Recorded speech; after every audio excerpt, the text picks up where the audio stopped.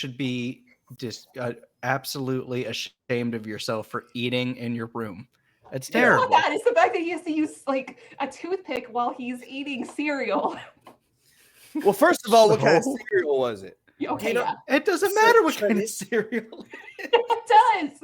If it is Fruit Loops, then that is absurd. No, it's not Fruit Loops. What high fiber? What cereal is isn't Fruit okay Loops, like, to get stuck in your there? teeth? Yeah. Raisin Bran. You guys Raisin Bran. Why? Yeah, so something that's high fiber, right?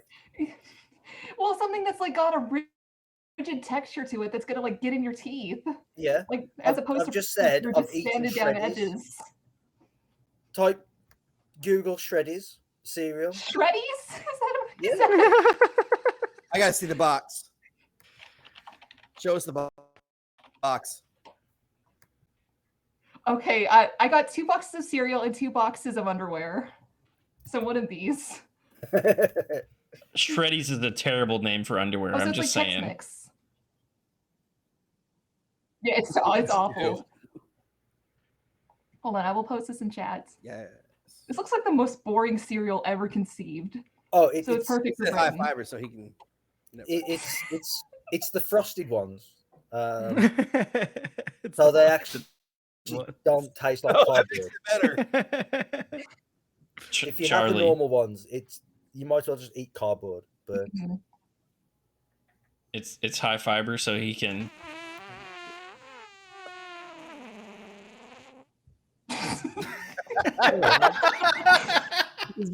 He's been wanting to use this. That stupid soundboard they added. Don't say you got this, Ray. I did not choose to have that on my computer. It's just there now, okay? I can't help that they added it to the soundboard. At least we know which one of us loves toilet humor, as Nate is there laughing his head off. He's actually crying. Also, guys, I just wanted to let you know, because Nathan did not say it, the stream started. Oh yeah, no, I've been watching. That's because he had to subscribe around. I was like, oh, we're gonna start the stream with that. The best part is the fact that I started the stream when Ray started berating Kevin about the toothpick, but you guys' audio was screwed up, so there was a good 2 minutes of you guys just like animatedly talking before I got it back on, where Ray is now berating Kevin for getting cereal stuck in his teeth. Not nice. Oh, I'm so glad that got caught. Straight to jail. I think it got caught. Clip that for evidence. We're overloading again, so hopefully the stream looks okay. Whoa. I need to get that PC number up. Yeah, that sounded rough. Yep, we're you guys can donate now by going to patreon.com/dimension119. Can you guys still hear me? Yeah. I have to make one. Okay, because donate now at get Kevin dental floss. Listen, people in Britain don't know what dental floss is. Now a thing, apparently. We do not. We have toothpicks. They're still using wood. That's mean. Yeah, because they still have wooden teeth. It helps protect the turtles. Okay, that's true. Yeah, Americans don't care about the turtles too much. No, not anymore. Apparently, unless they're in soup. That's a fact. I was literally thinking that, but I had no way to segue that into a joke. I got you. Thank you. So we're gonna play some D&D tonight. Y'all plan on playing D&D? Yeah, I think we need to. You got it, Kevin. It's all yours. These Shreddies. Oh, Maracar moved. What did I move? Yeah, sorry. Targeted harassment. I took the Nathan's screen, background screen, and put it on as a page to start us off with. I think I might make a new one for you, Kevin, where it doesn't have the names on it, so it looks a little better. Okay, yeah, that'd be cool. So welcome back, everyone. We are diving back into Middle Earth. The group has begun its little bit of downtime. Last week we had a a large recap from myself of a bit of history and background of the game, of what this is going to be about. Just to remind everyone, going into the companions arriving back at Bree with the severed head of the troll. They paraded themselves through Bree, shocking the residents and the bystanders. Before being summoned to the Reeves house. The Reeve is the mayor of Bree, as well as Breeland on a whole. There, you had a conversation with the Reeve, although the young man that seemed like the Reeve's assistant did a lot of the talking. From there, you returned to the Prancing Pony, where you began a long rest to recover from your travels. Maracar got rather drunk. Well, he drank a large amount of some dwarven fire wine, which led him out into the rain for some alone time and some thinking time to cool off somewhat, while Orelion got to study the armor pieces that Damrod had recovered, and Rook was trying his best to get Orelion to lighten up and have a drink. We will be picking up the next morning. What are the plans for the party, the companions? As you are all rested and recovered, I believe you all have your own little individual goals you might wish to achieve, and we can start exploring what those goals are. So, who would like to go first? Tell us what's happening, what they are doing.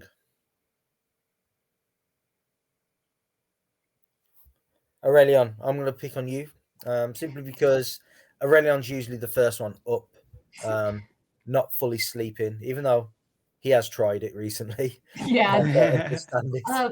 1 out of 5 stars. Would not recommend. I'm going to try to finally get that proficiency in history. I'll be taking my downtime to look at the map and study it a little bit, but also I'm going to look into some of the history in Bree. I would talk to Barleyman and see if he has any recommendations to who I could speak to.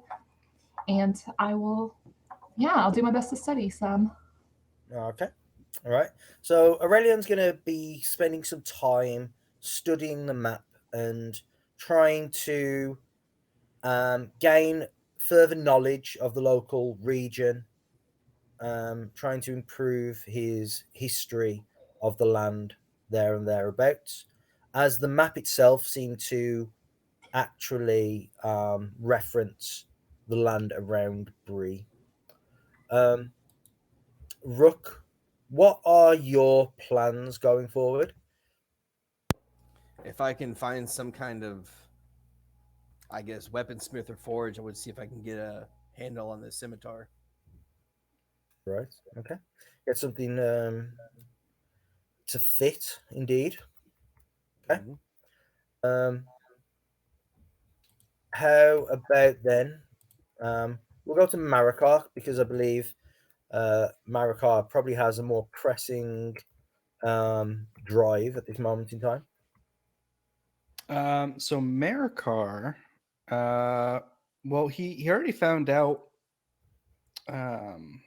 He already found out kind of where his love interest is. I think what he would be doing is, he'd definitely want to talk to Orelion about the previous night. And then he'd start looking for the socially acceptable way to acquire wood for this table that he's going to build for the barman. Okay. Because Is his that- idea is just he's going to go out and cut a tree, but he doesn't know if that's exactly okay or not. Yeah, indeed. I know there was discussions that Maracar would like to return back to the cave to investigate some more. Was that still part of his plan? It seemed quite pressing at the time for him. Yes. Yeah, I think he'd like to go back there, just to see if he can find any other evidence. Of name. I have her name somewhere in Nyla. here. Nyla. Okay. Yep, written down like a pro. Yeah. He would go back to see if he could find some more evidence over there. But he would want to help out Damrod with whatever he's doing first. He's had some time to work through this whole Nyla situation. So, and he said he'd help Damrod, and Damrod would help him. So he's gonna kind of give his friend a little bit of priority here and that. Yeah, but yeah, that's kind of all he'd be looking at. I don't think he'd be focused on any skills to be proficient in or anything like that. Yeah. So what is Maracar's mood the next morning? A little bit of embarrassment for kind of how he acted. And then also he kind of feels like he should do a better job at like maybe handling himself, and in particular kind of laying out boundaries. I think that's kind of what's on his mind and how he's feeling at the moment. Okay. So finally, Damrod, your plans, your thoughts. What would he be doing once he wakes up in the morning here at the Prancing Pony? Damrod's plan was to get this piece of armor looked at and see if we could find a leather worker to start restoring the leather on the armor. But his big deal was helping Maracar because he thought Maracar was kind of try to run off to this cave. So if that isn't the case, if Maracar is wanting to wait, then Yeah, he would go to his next kind of thing and be trying to help Orelion with this, finding this item.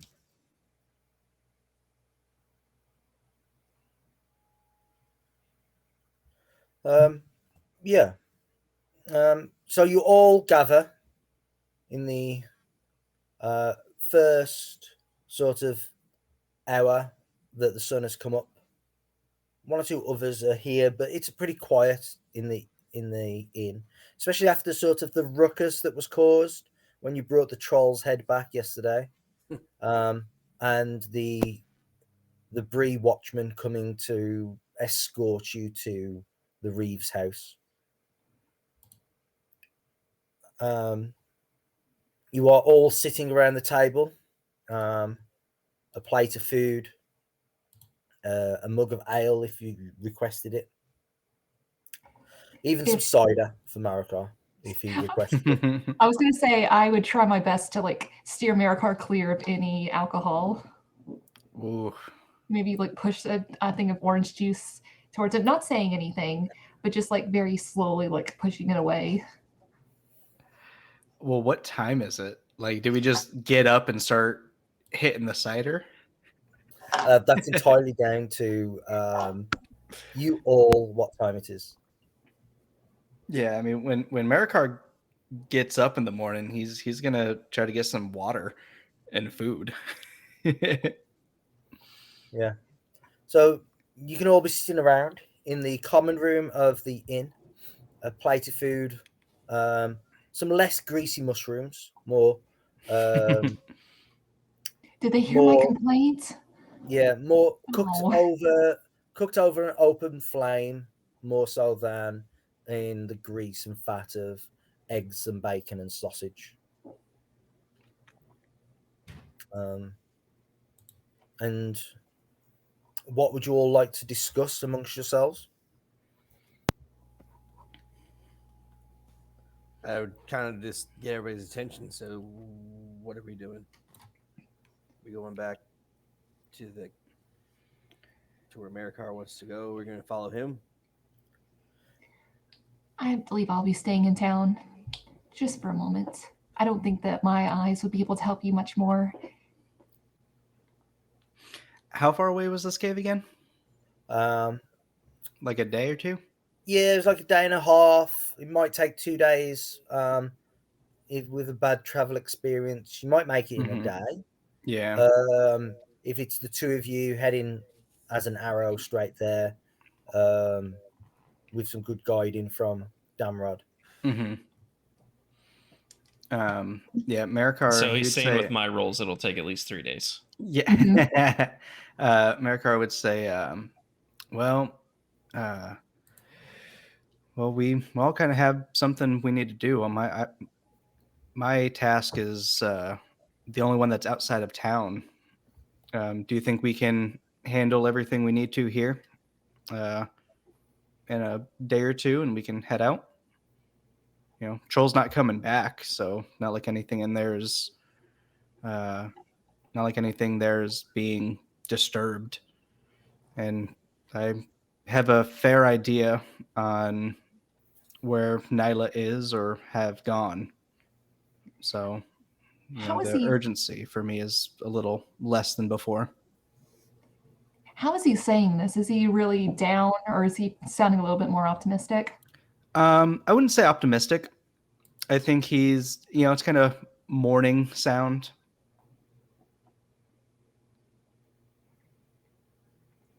Well, I suppose I could probably spare a day if you needed me to absolutely come with you.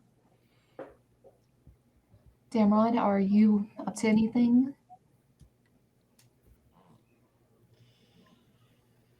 I have plans to help the both of you, so it just depends on which task is more urgent.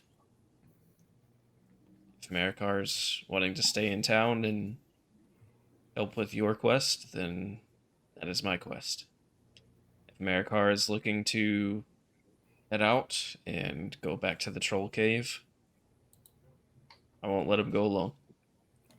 Well, far be it from me to undersell the urgency of my task, but I believe Maracar would probably work better if his mind was a little bit more at ease. Got a bit of a point. I mean, and with your navigation skills, we'll be back before lunch. I'm gonna get an extra helping of mushrooms, just knowing that we're probably gonna be out for a long time. I take a plate of bacon and eggs to go. It's all sealed in a hollowed out loaf. Oh, beautiful. It's the top of it is cut off. All the bread is scraped out. Nice. And it's all packed up in there, and then the lid's put back on, and then wrapped back up in cloth, nice and bound, nice and tight. Oh my goodness, this is. Maracar looks at this and he says, "This is my favorite meal." Did Barleyman do that? Somebody in the tavern has done it, and gotcha. Barleyman brought it out in like a little tied up hamper. That's adorable. Thank you, Barleyman. This means a lot to me. Oh, and that's no trouble to you, young man. I will tip. I know you've got an itching to fix me table for me, so. And it will be the best table you've ever seen, hopefully. Very well. I shall look forward to it. And if you're going to be on your way, good luck in your travels, and perhaps don't be bringing back any more heads. Well, that's not the plan. So no head? Well, I'll leave 2 silver on the table. Yes, no heads in the dike. Maracar would look at him and said, "Oh, do you know how'd you find out about that?" Oh, well, rumors travel fast around Bree, you see. Oh, The watchmen are watchers, but they also are quite the gossipers, shall we say. I don't need to get that, do I? Get what? I believe Sorry. we were told to put Nothing. it there. Yeah, we were okay. Gotcha. It'll act as fertilizer. It's fine. Act as what? Yeah, you live on a farm. How do you not know what fertilizer is? What do you Plant mean? growing material. Oh, cow shit. Yeah, no, we got tons of cow shit. I never heard fertilizer. Did you hear that in a book? Uncultured swine. I mean, yeah, Mer- pig shit mer- works. Maracar.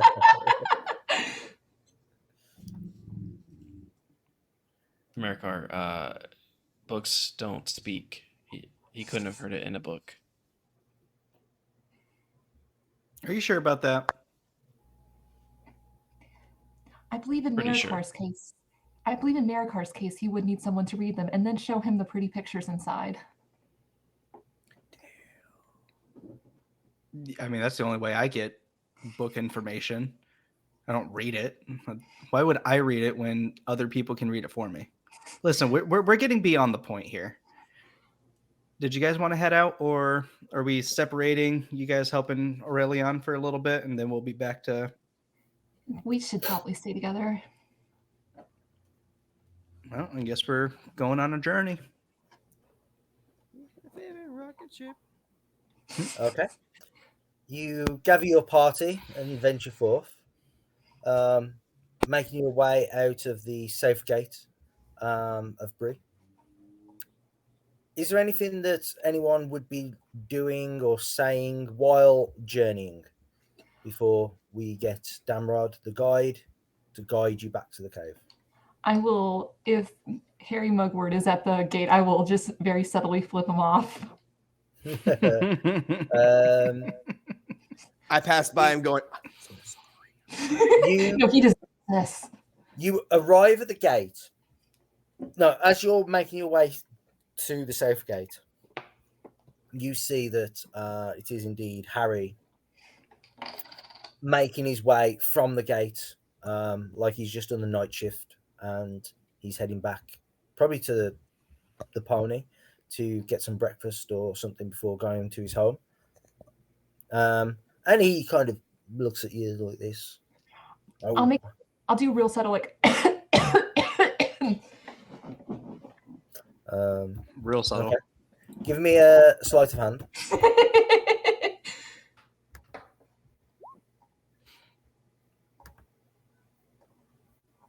Okay. Oh, well done, draft horse. Okay, maybe I should switch. Maybe the joke is done. Oh, okay. He cuffed himself at the time,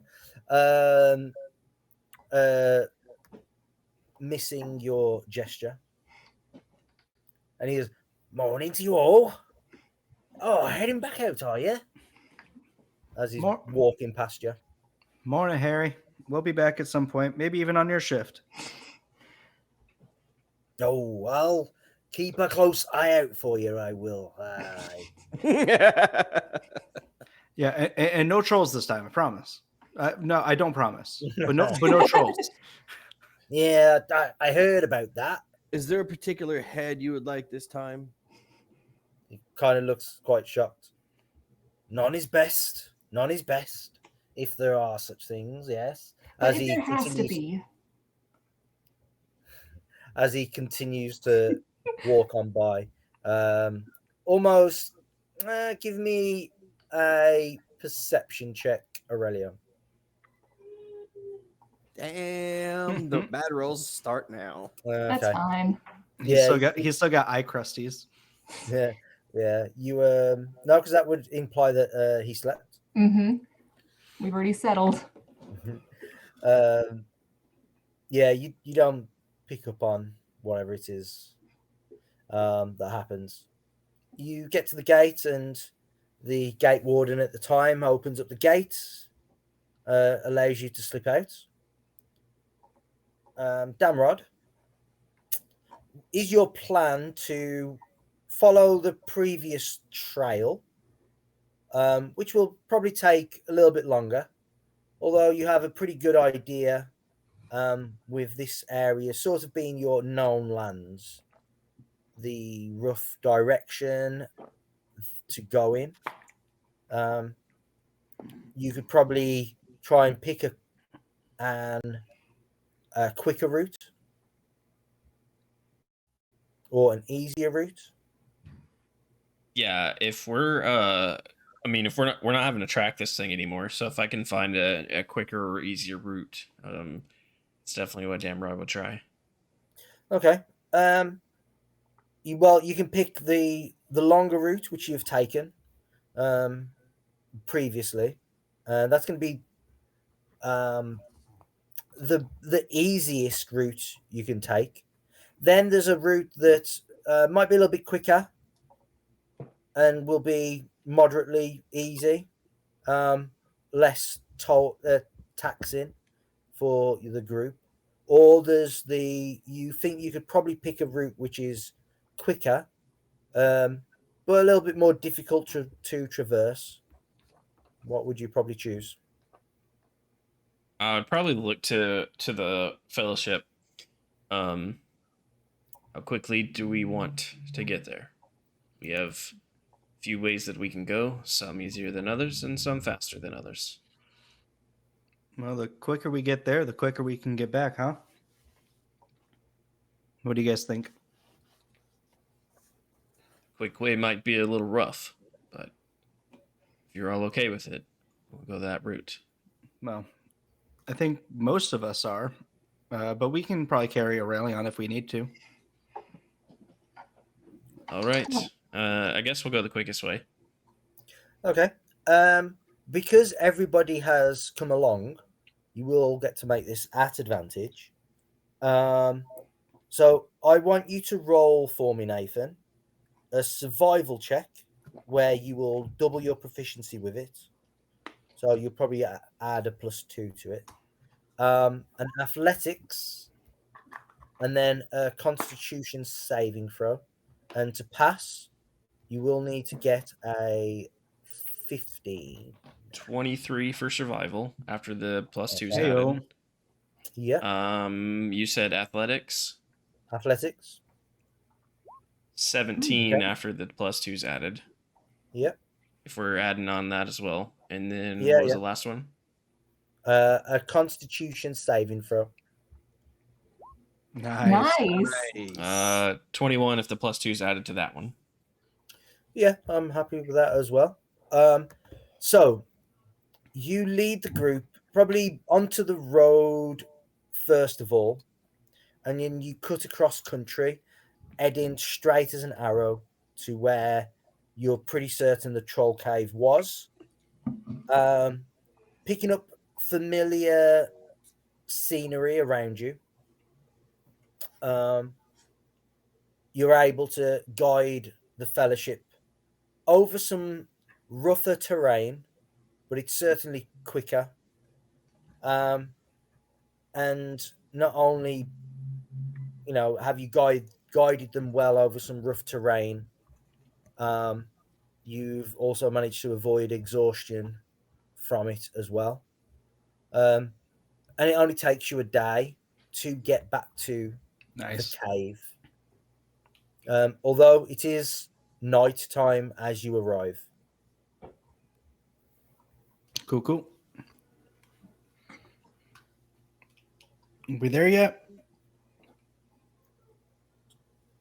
Damrod Can't see anything. looks around the cave that we're at. Oh, we're like in the cage? Oh, there we go. I mean, I assumed at least one of us, if not both of us, would be carrying torches if it's night. Yeah. Awesome. So I guess I'll start heading in with the torch. I'm gonna start looking around where all those bones and stuff were. I'll stay at the entrance just to be safe. I was about to say the same thing. You can go look if you want to go find some more treasure. See what I can find. Wait, there's treasure in here? No. Not anymore.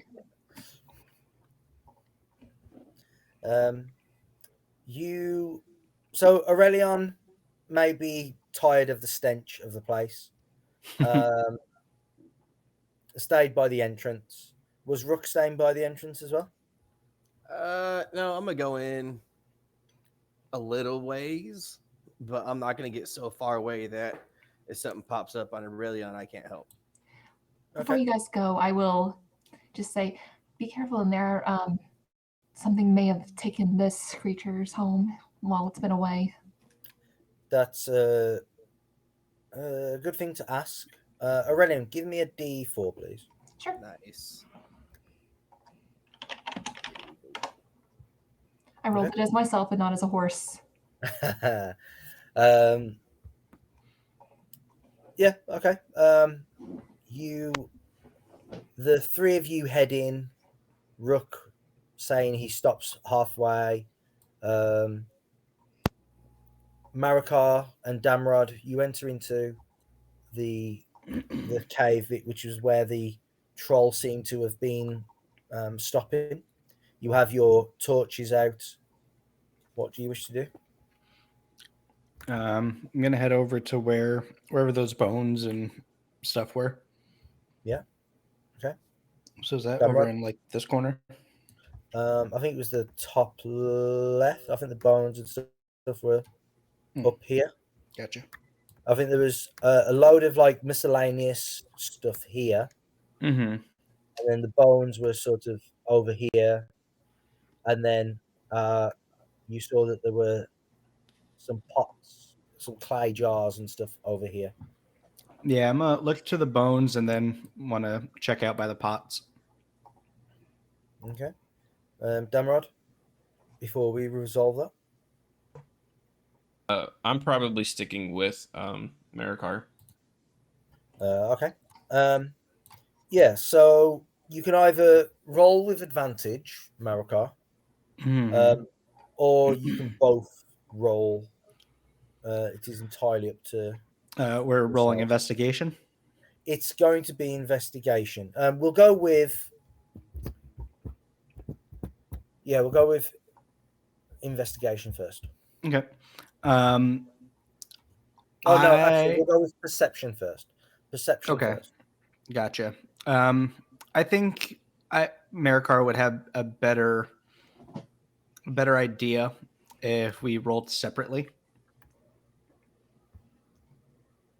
Like, Okay. I feel like he'd see it as like covering more ground, kind of. Yeah, that's fine. Where's my lore master?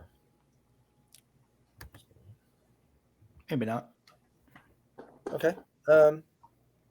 You're Hey, both. I at least matched what you had when you had advantage. You are both spending time pouring through the piles of bones. You see some tattered cloths. Tattered clothes. Boots. Some belts, cloaks, of varying stages of decay. Maracar, looking through, you see some female clothing, some dresses, but it's not of the style that you are used to seeing Nyla wear. In fact, none of them are sort of Bjorning dresses. Now, you've seen probably you've probably seen the Bree folk women wearing similar like styles of dress, and you can even see something that's a little bit more elegantly looking, maybe something similar to what Orelion has worn underneath his traveling stuff or with his traveling stuff at times. you wouldn't be able to name the cloth what it is, but it's Right. certainly not common cloth or hemp or anything that you're used to. Gotcha. Maracar would look over to Damrod and say, see anything that's of note? I'm just finding girly elf clothes. Do I notice anything with my team? No, Damrod hasn't. Nothing.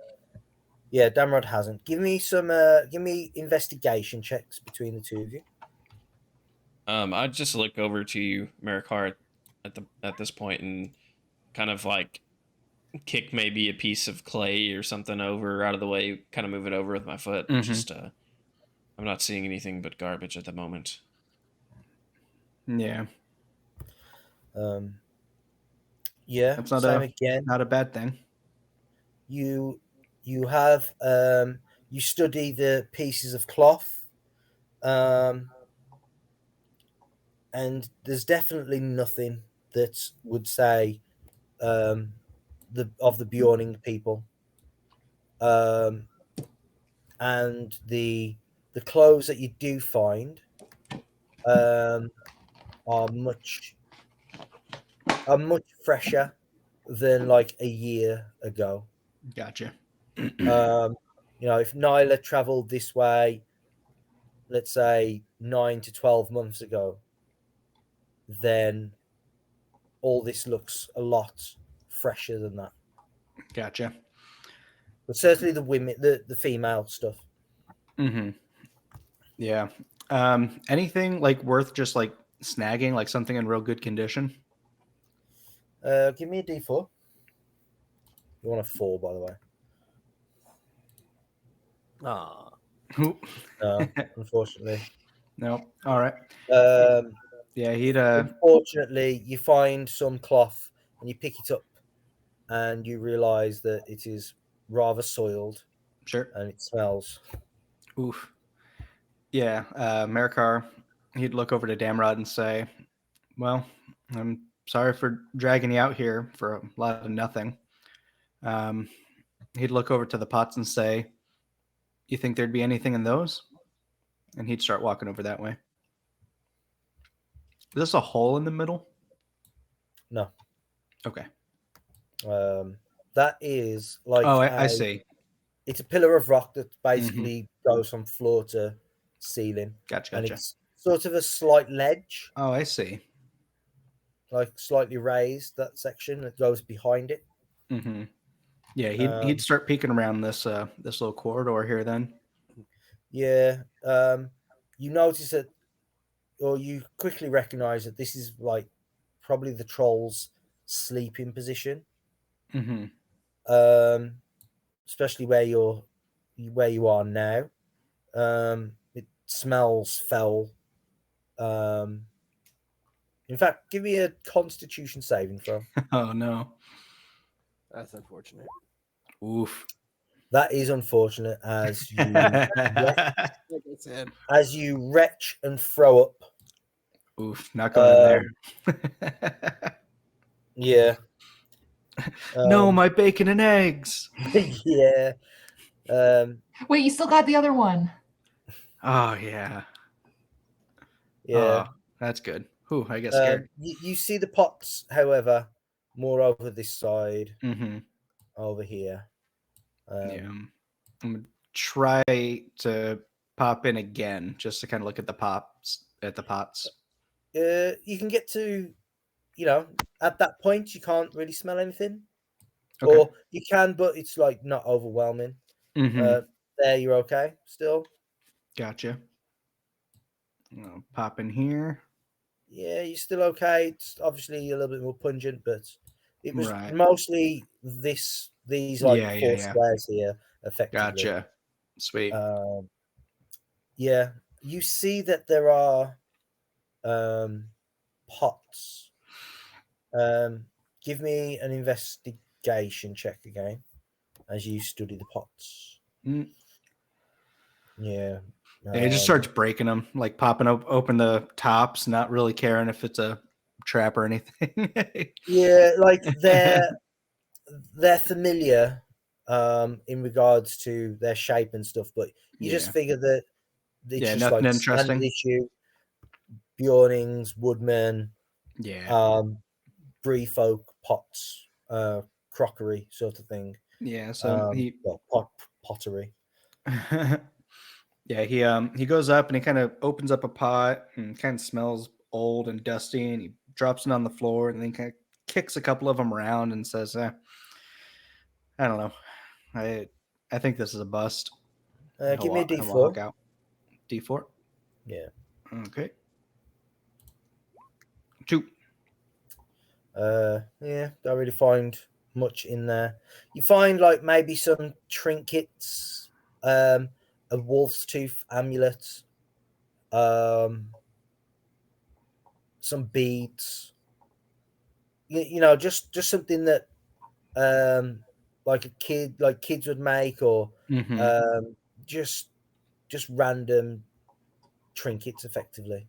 Yeah, so he'll pop out of there and ask Damrod,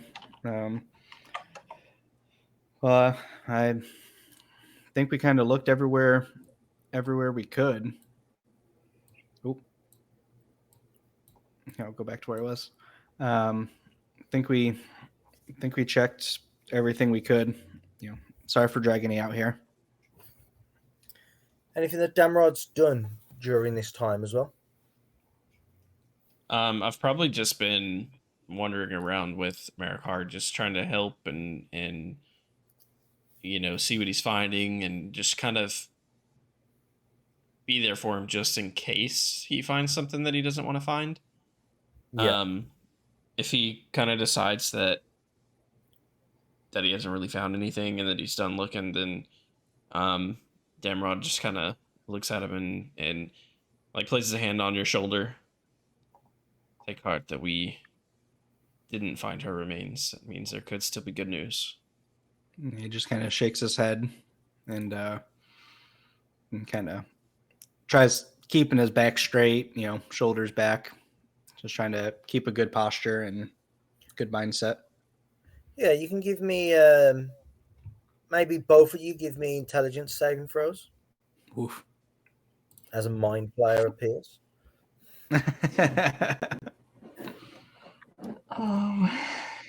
Oh.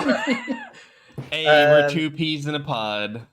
We're sitting there holding each other going, "Jeez, God." Yeah. From the information that's gathered, there's still pretty much lots of doubt that she's still alive. Yeah. Most likely you've just not been able to identify what's here effectively. How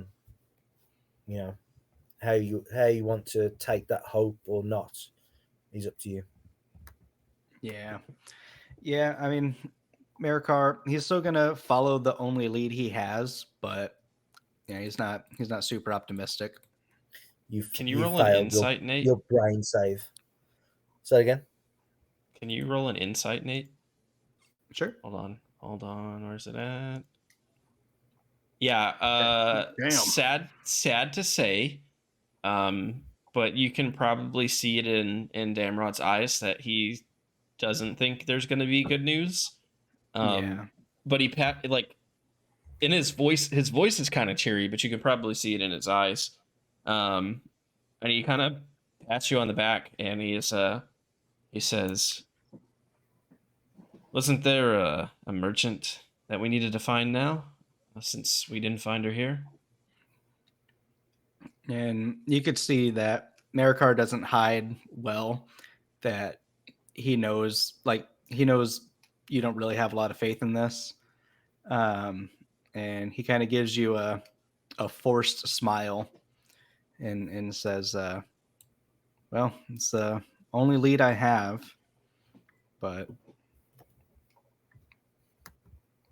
we both know the likelihood of what's happened. Least I can do is keep searching. But let's get back to Bree, huh? Let's go. I imagine you rest and camp for the night before heading back. Is that what you choose to do? Yes, go on. I want to cut off a troll finger to bring it back to the gatekeeper. Which one? The one that we saw coming back. He said no head. No, She which means finger? which finger? What finger? Oh, the middle one, of course. Yes. Yeah, you can cut off the middle finger of the troll. It's a thick boy, as Maracar would know, as it was like squeezing him pretty tight at one point. Yeah, it's like the size of a small bat. Yeah. I'm holding the finger, going, do you think this is one of the fingers that was hurting you? Do you think this was one of them? And Maracar looks at it and he kind of just gives like a half smile and walks away and says, yeah, probably. Compare it to the bruises on his back. Yeah, let me see. Yeah, if you start like getting close to him, he'll kind of like give you a shoulder shudge, like, yeah, right, not in the mood. Not in the mood. Fair enough. Well, Rook, you came here looking to cheer one person up. I hope you're in the mood to cheer someone else up. What, you didn't think that was funny? How could I say no without it offending you? You can't. Damrod comes walking by. You never worried about that before? It's true. You rest for the night. No storms to worry about this time around. You wish to head back, Damrod? I believe so, unless somebody else has a reason to wander around the lands. Which way would you look to lead them back? Probably the quick way again is the way I would look to, but yeah. Okay. Give me a survival, athletics, and a constitution save again. Ooh.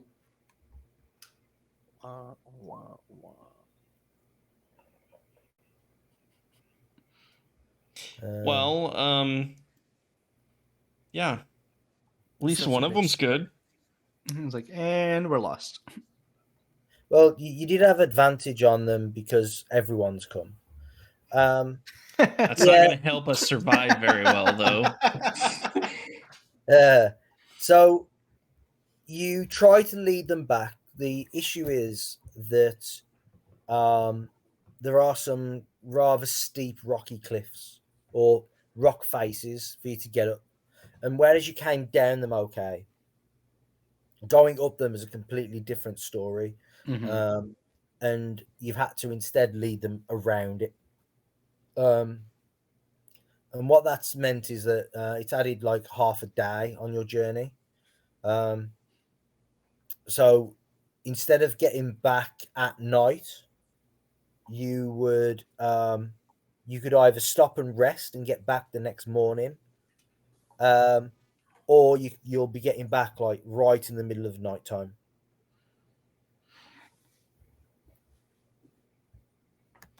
I mean, do we have a reason to push ourselves like we did before? Like on the way back here last time, we pushed through, but I don't know that we have that pressing of a reason this time.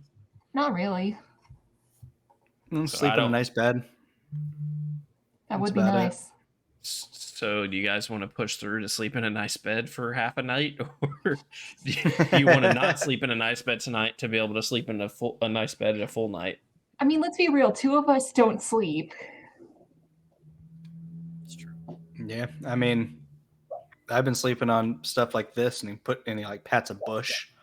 And he was like, I've been sleeping stuff like this my whole life, so I'm good for Yes. another night.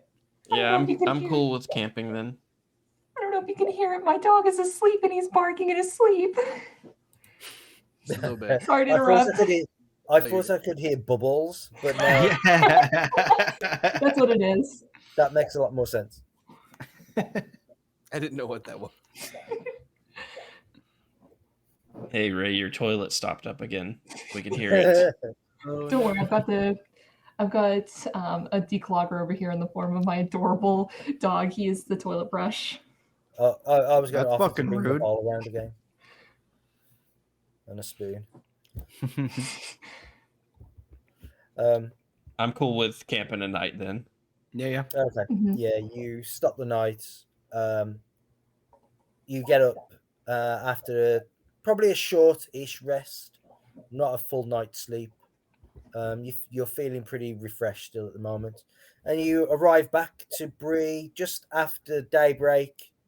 And the gate guard is someone that's let you in actually when you arrived with a troll head. It's the same guy. It's not Harry, because you have arrived back during daylight. And he lets you in rather hurriedly, and he's sort of scanning you over to see what sort of other things you might have brought back, like troubling things that you've brought back with you this time. And when he sees that you haven't brought anything back, not noticing the finger, the troll finger, he looks a little bit more relieved as he shuts the gate behind you. Morning, Fred. Morning. Has one last peek out the gate. Maybe like has a little peek in the dike to see if there's anything else. No, shuts the gate, bars it. Returns to his little hut as you walk up the hill back towards the pony. I asked Orelion, should I just drop this off at the gate or should I just give it to myself? It depends on how much trouble you want to get in for it. If you leave it at the gate, there's always that air of mystery. Like, was this you? It could have been either of us, all four of us even. I'll just toss it kind of like right outside the hut. Like not necessarily to where it's hidden, but not to where it's like overtly obvious. So I'll just you brought a finger all the way over here just so you could litter? Yes. It'd be fertilizer. I will just nod and say that air of mystery, that'll keep him up at night. That's what matters. You're doing the Lord's work. Mm-hmm. Mr. Stinky just walked past your cam, Nate. Mrs. Stinky. She's gone now. Left shoulder out the door.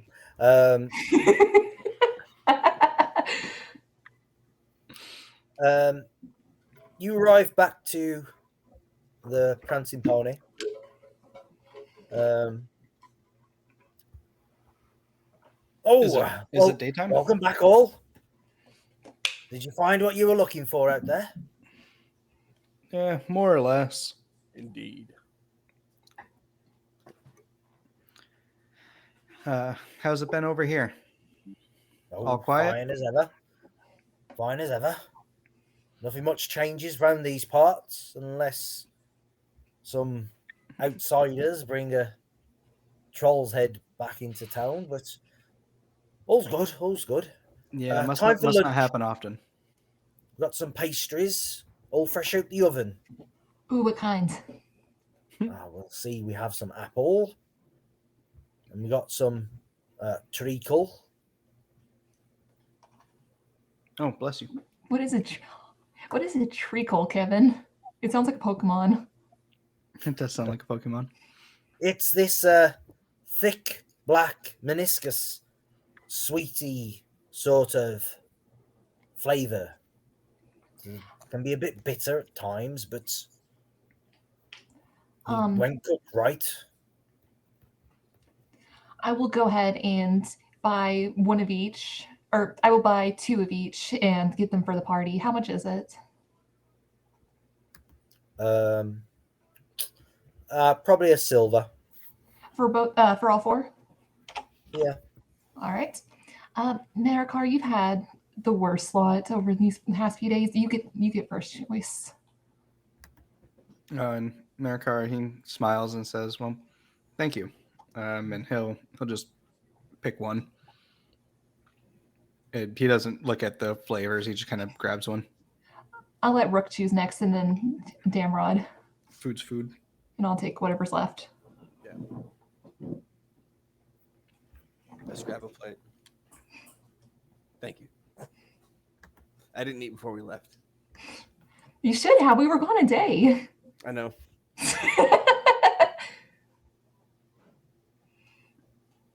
So I was kind of We're gone like almost 3 days, I think. Yeah. Right. We ran out of limas bread. I don't know what to tell you. Well, Maracar would have shared his meatloaf. Was it soggy by that point? Oh yeah, but like soggy in a bacon grease kind of way. Oh, that does Yeah. sound good. Yeah. Yeah. And sausage. There was some sausage grease in there as well. So. Oh, beautiful. So pig grease. It was perfect. Yeah. Favorite Plenty meal. of it. Plenty of it. In and fact, it's probably better if you cut it open and then fry it in a Mm. pan there. Oh yeah. Which we had ample access to on the road. Yeah. Yeah. Yeah. That thing It's would have probably fed what- us a day. Yeah. Oh, No, 100%. It's Lord of the Rings. We've all seen it. At least one person is carrying a pan at all times. This is true. Yeah, for sure. If we don't, we come across a dead hobbit, and they've got like 3. Maracar just heats his axe head up and just like Yeah. That's Yeah, a good like idea. That's like my a cook. pizza shovel. It's the cooking side of the axe, and then the business side. Although for some reason all the previous like flavor and taste had been cleaned off when Damrod cleaned it last time. Yeah. Oh no! It's You didn't like a cook this- well-seasoned skillet. No, but Yeah. he didn't clean it right. Yeah. That's all right. That's okay. There's How did I worse not clean things it that right? could happen. I cleaned it and kept us from tasting those wild men that Maracar killed a few sessions ago. Yes, it was seasoned. Mm-hmm. With the blood of my enemies. Yeah. So you are all once more back in the Inn of the Prancing Pony. What direction do you wish to go from this point? I am going to go see if I can find a leather worker before anything else happens. Or before Mhm. Damrod does anything else, I should say. Okay, right. So, Damrod, give me a traditions roll, a persuasion roll, and let me have a look at some skills. An insight.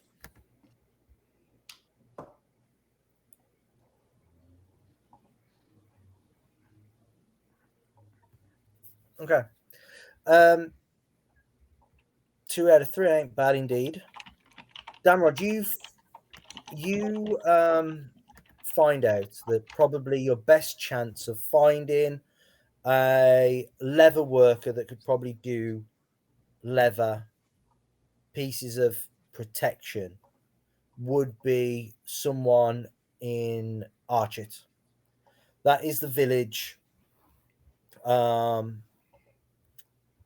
that's tucked in the eaves of the Chetwood around the north side of the hill. You know of Archit. You've probably been through there or near there. It's right on the edge of the Chetwood, which is a large wood that stretches across the north side of the hill to the Greenway, which is to the west of Bree, to the Midgewater Marsh, which is to the east of Bree. It's probably half a day to get there. Oh, good. More traveling. Yeah. Was I able Uh, to get a fitted handle on this scimitar? So you wanted to look for someone specific, didn't you? I mean, a blacksmith or somebody who can help me get this fitted. Okay. Give me the same rolls, Rook. Traditions, persuasion, insight.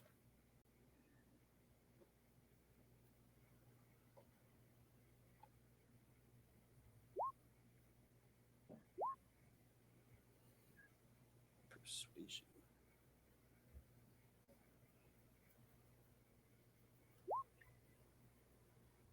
Damn.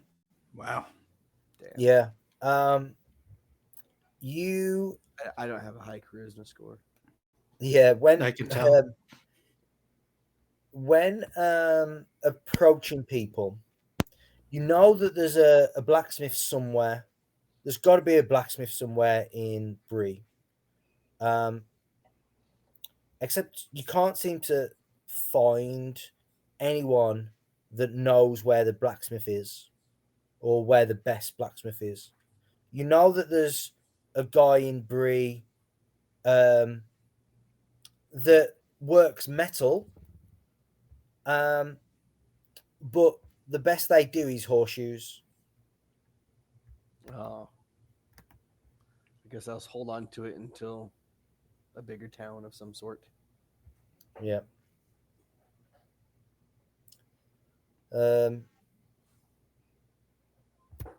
So, does Damrod wish to head off to Archet?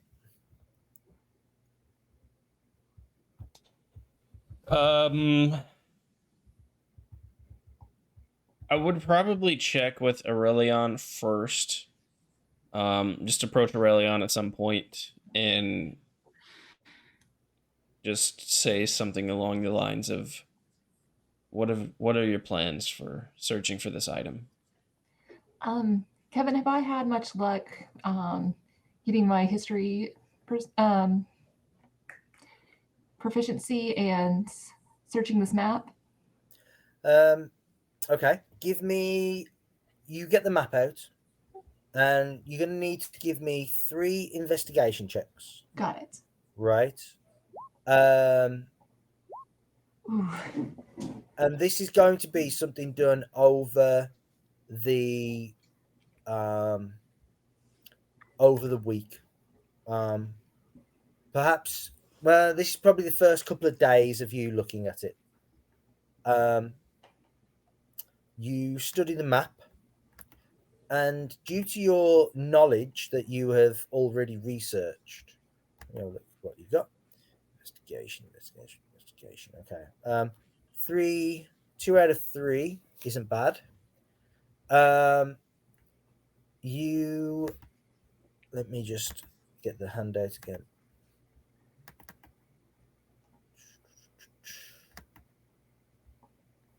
Re-show it again. You notice, you understand that this is done on goat skin, and it certainly is the area around Bree. However, the writing down the sides are dwarven, Angathas runes of Moria. These runes are quite common amongst the dwarves here in the north. It's certainly your understanding, Orelion, that this map was done by a dwarf and it's not a human map. You can also see that the parchment, the leather itself, in certain areas have been burnt and scorched. Again, due to your knowledge of dwarven writing and your understanding of this, Yeah, I've got tongues of many people. Yeah. And also it's your scholar specialization as well, isn't it? It's the runes, the moon runes that is my specialty. Is it just moon runes, or is it all It is dwarven runes? here. Let me go ahead and just put it in chat so you can see it. Never mind. Wait, oh, you can see it. Never mind. Yeah, I can see. Secret laws runes. You know the runes, old runes from the ancient Tengwar. That's the Daron Angrathus. Daron the Angrathus Moria. Okay, so you can read it pretty easy. You are finding hidden lore within cunning text and have advantage on intelligence lore ability checks regarding all such matters. You can automatically discern when dwarven moon letters have been inscribed. You cannot read them without the correct moon. Sure, I read something about this as well. Okay, give me an intelligence saving throw then. Okay. Okay, cool. You know that there are other secret writings that dwarves and elves sometimes, but mostly dwarves, put into maps as well as other texts. And you come to the realization maybe you break off some of the leather that's been burnt, and you're like, oh, got to be careful of that. Why would someone put this so close to a fire? I don't know. And then you're like, oh, now I'm going to smell of smoke. And it comes to you at that moment that smoke runes are also something that the dwarves used to use on their maps. I will just add some further information for you. Okay. So you would probably come in and ask me this, and I'm probably just like looking this over, and like you even wonder if Aurelion's paying attention, and then he would get that smoke runes little fact. And how do I check for that, Kevin? Would I just like hold it closer to the smoke? So you would understand that any effectively you just need to have smoke go onto the map. Oh, I've got an idea. Okay, so he's just like barely paying attention to you, and then a light bulb goes off in his head, and he grabs some of his pipe weed, like lights it, and then starts blowing smoke onto this maps. So it probably looks very strange for you to say, "Hey, what's our plan?" And then he just starts smoking. Yeah. So as you study the map, you read the runes around the edge. Along the left edge of the map is written, "Here of old was Arthur Dane, last king." Along the bottom hedge, it says, "Here are the halflings in multitude." The top edge of the map, "Here of old was the road to Durin's gates." Finally, to the right of the map, "Hence came the company to seek treasure." Those are what the runes along the edge says. But the smoke letters appear, and you're able to make sense of them. Marking a spot in the Midgewater marshes, you read, "Here lies the Black Barrow," and nearby the Black Barrow, it says, "Here is the King's chair." Only a few days out of Bree, this mark is. So it's probably just very strange seeing Aurelion get this excited about what he's reading, and then he will just like motion you over. Like he looks certainly happy, but almost frantic at this news, and he's just pointing to the bottom edge. Here are the halflings in multitude, and I'm just reading off these dwarvish runes. And then I will point to the Midwater marshes. Here lies the Black Barrow, and nearby here's the King's chair. And he looks over to you and he says, "I don't know if King's chair would exactly describe what we are looking for, but it possibly could." Who's around at this time, and where are you? Are you good to like be somewhere in private, Damrod? Because he probably wouldn't say this where people were around. I mean, I would have tried to find you, so it kind of be wherever you were at this point, or if I could find you. You know, I'm not going to Maybe- come barging into your room if you're sitting in your room doing this. Maybe he was just kind of like keeping it kind of on the down low in one of the common rooms, but once he figures out the smoke trick, he would pull you into another room that is pretty secret, like maybe one of our rooms. That's acceptable. Okay. So what is your response to all of this?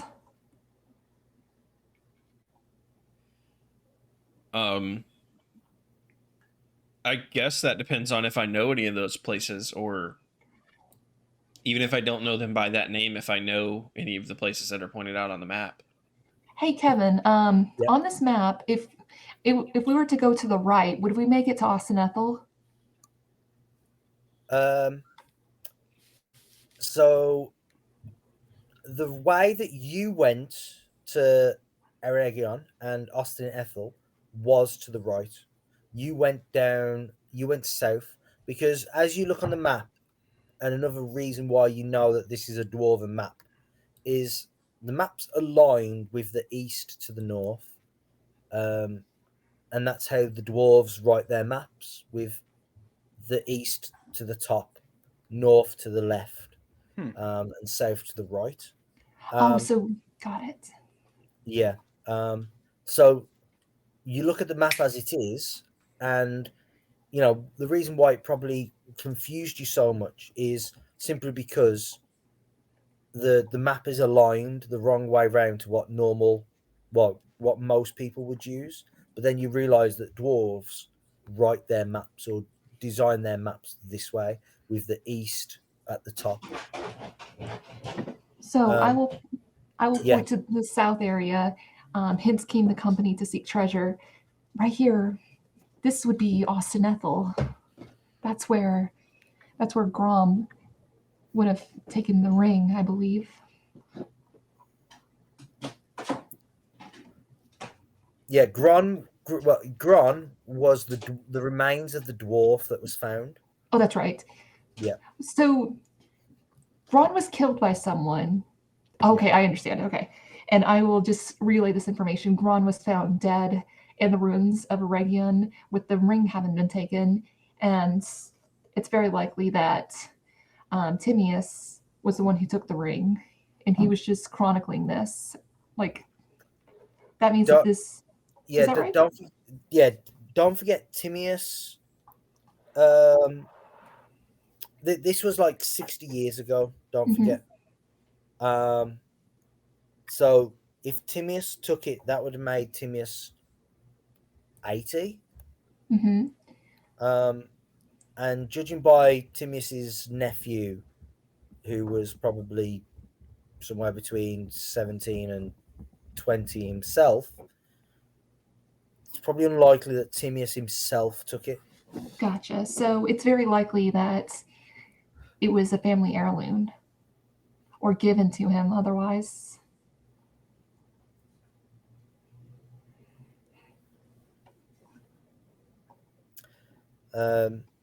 You want to try and recall some of the information that Orelion has spoke about, Damrod? Yeah, I mean, my response depends on whether I've heard these people, or not these people, whether I've heard of these places, and kind of know some about what they are. Yeah, you can give me history. Yeah, give me a history check. Oh, Nat 20. Nice. That is very fitting. Important. I like that. Austin Ethel, you would have heard about from the stories of your father. It was Austin Ethel that he and Aurelion went to in the tale with Aragorn. Gotcha. The Black Barrow you've never heard of. There are many barrows dotted around the north. The Barrow Downs famously are not too far away. To name one specific barrow would be very difficult. However, this barrow seems to, if Aurelion is correct, is in the middle of the mid-water marshes. which is again a marshland around the northeastern side of the hill, that stretches between the hill and the Weather Hills, where Weathertop is. The King's Chair, however, you have heard of. The King's Chair sits on a mound amidst a ruin within the mid-water marshes, and is a few days out from Bree itself. And you could probably guide the group there. You might not have been there yourself, but you know of its location through, as it's a ranger sort of guidepost when the midwater marshes are involved. So you could probably find your way to the King's Chair at least. Would that happen to coincide with the trip to Archit or no? You could definitely go via. However, give me an intelligence save.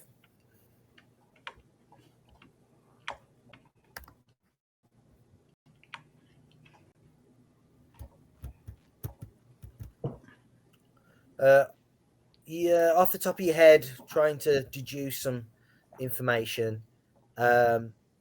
It's unlikely that someone, a leather worker, would be able to create and put together the leather needed in a short amount of time to fix this piece of armor.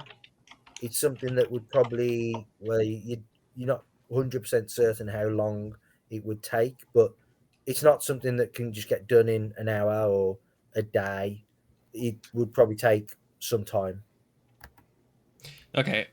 So what I had thought was to possibly swing by and get that started, because I figured it wouldn't take, I figured it wouldn't be something that could just be set and done. But if that's the case, if it's going to take that long, then especially with this realization, my leather work can probably wait. And Damrod would communicate to Orelion kind of what you had said. I think I can lead us there, but we'll take a few days. And I mean, I've never again, been myself, but this map has been studied. It hasn't taken a day for Orelion to look and study this map. It's probably taken a few days. We'll say 3 days for that to happen. So, I mean, during those 3 days, there's by all means you could have gone to Archit. I can do that then. Just go kind of maybe get them to take a look, and see what they can get started, kind of get the leather together and stuff. If possible, I would like to not leave the piece there if I don't have to. Maybe try to work something out where they can, kind of draw up a plan for the leathers or whatever and kind of get started, and then just bring it back later to be fitted. If absolutely necessary, Damrod might be willing to leave it, but it would take a lot of convincing before he was okay with that. Okay. Give me a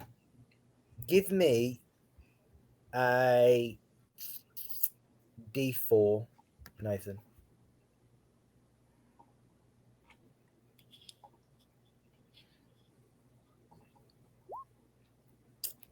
Two.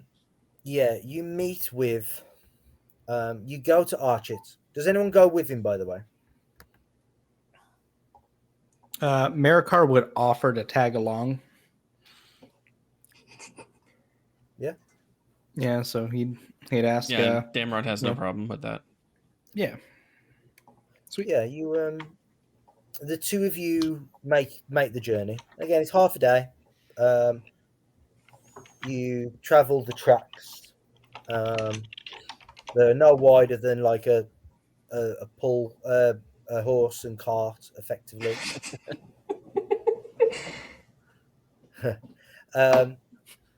And you arrive in Archet, and you can see that where this place resembles a lot more the woodmen that live near you, Maracar. Cool, The cool. woodmen live in the eaves of Mirkwood, in these small, fenced off villages. You've probably travelled to one, maybe two, every so often, just to do some trade. And their settlements are larger than yours, but still not as big as Bree. Archet is very similar to that. It's on the edge of this large wood that stretches off. Doesn't have a fence around it, but there's mostly all the buildings are mostly built out of wood, and aren't 2 stories tall, or even 3 stories tall in one or two cases of the buildings. They may be a similar design to the homes of Bree, but they're wooden in structures, like lodges, effectively. Cool. Not long halls like you are used to still. Sure. Yeah, You might even feel a little bit more at home here. Yeah, I was thinking the same thing. Yeah, he feels a little more at home. He seems more like socially relaxed. Yeah, he'd just kind of, it's like a breath of fresh air. And he'd just hang out with Damrod and normal small town stuff. He waves at people that he walks by, says hello, good morning. You give me, both of you give me perception checks. Ooh. Oblivious, love it. Meanwhile, Damrod, Nyla walks right past you. yeah.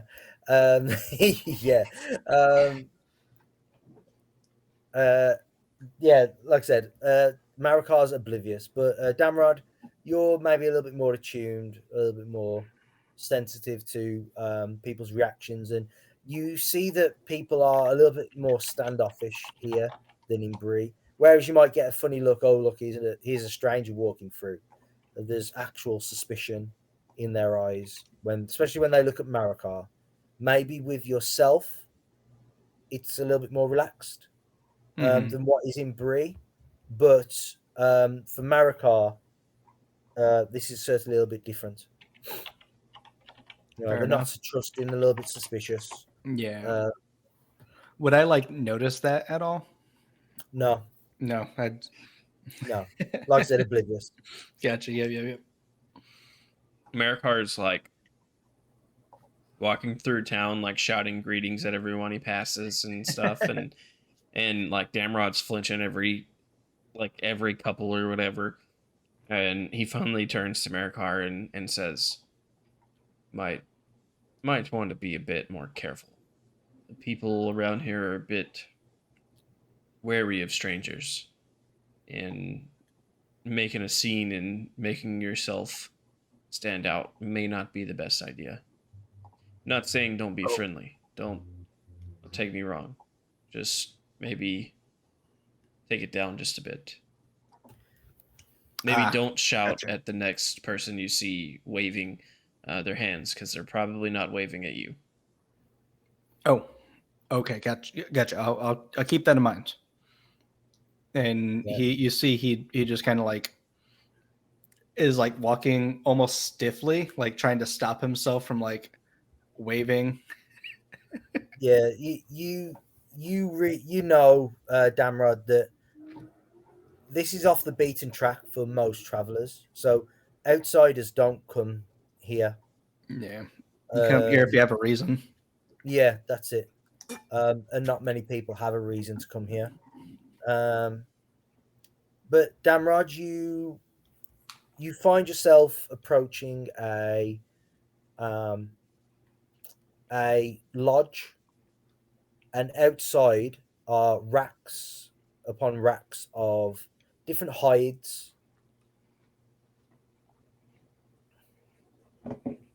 One that is tanning at the moment is looks like a cow hide, stretched out pretty far. You can see that there are score marks in it, cuts in it, at certain points to begin like the separation process of well, this bit is for this sort of leather and this bit is for that sort of leather.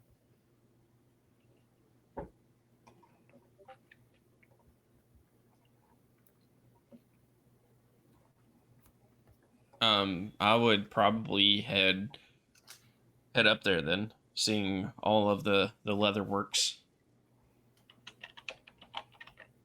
Yeah. There's a man standing outside. He comes out of the lodge, looks up at the sun, like kind of squints his eyes, sees the two of you walking across the I guess like village center, as pays no mind to you really, but begins to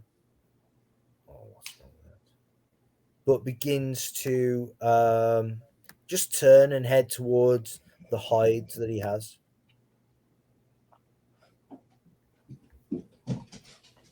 I guess Damrod would look kind of quizzically at that, just being kind of walked past, but You're approaching him. He's like come out of the lodge, squinted, saw like the two of you making your way across, and he's just sort of turned and gone to where these hides are, and he looks like he's like examining them and like testing them out with a knife, a small curved knife that he has on his belt. Okay. Damrod would approach then. I'm looking for someone to do some leather work for me, and it appears you might be the person I'm looking for. He would turn. Oh, hello there. You're looking for some leathers, are you? And he sort of probably looks you up and down in regards to your own. One of those rangers, right? Yes. Right. Looking to have something repaired. The leather portions of it at least.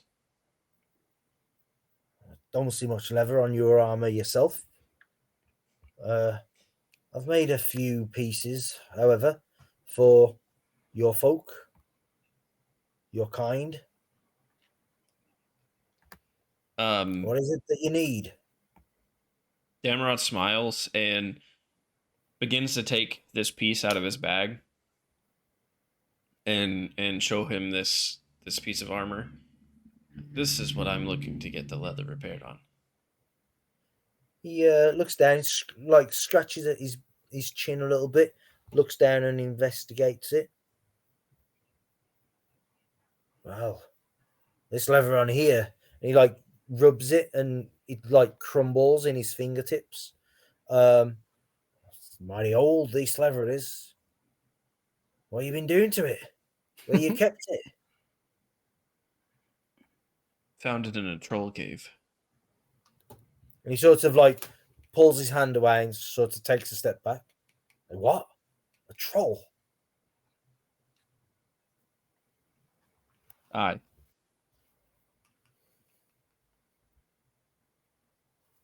Where was this troll? Was it nearby here? It was roughly a day for Bree.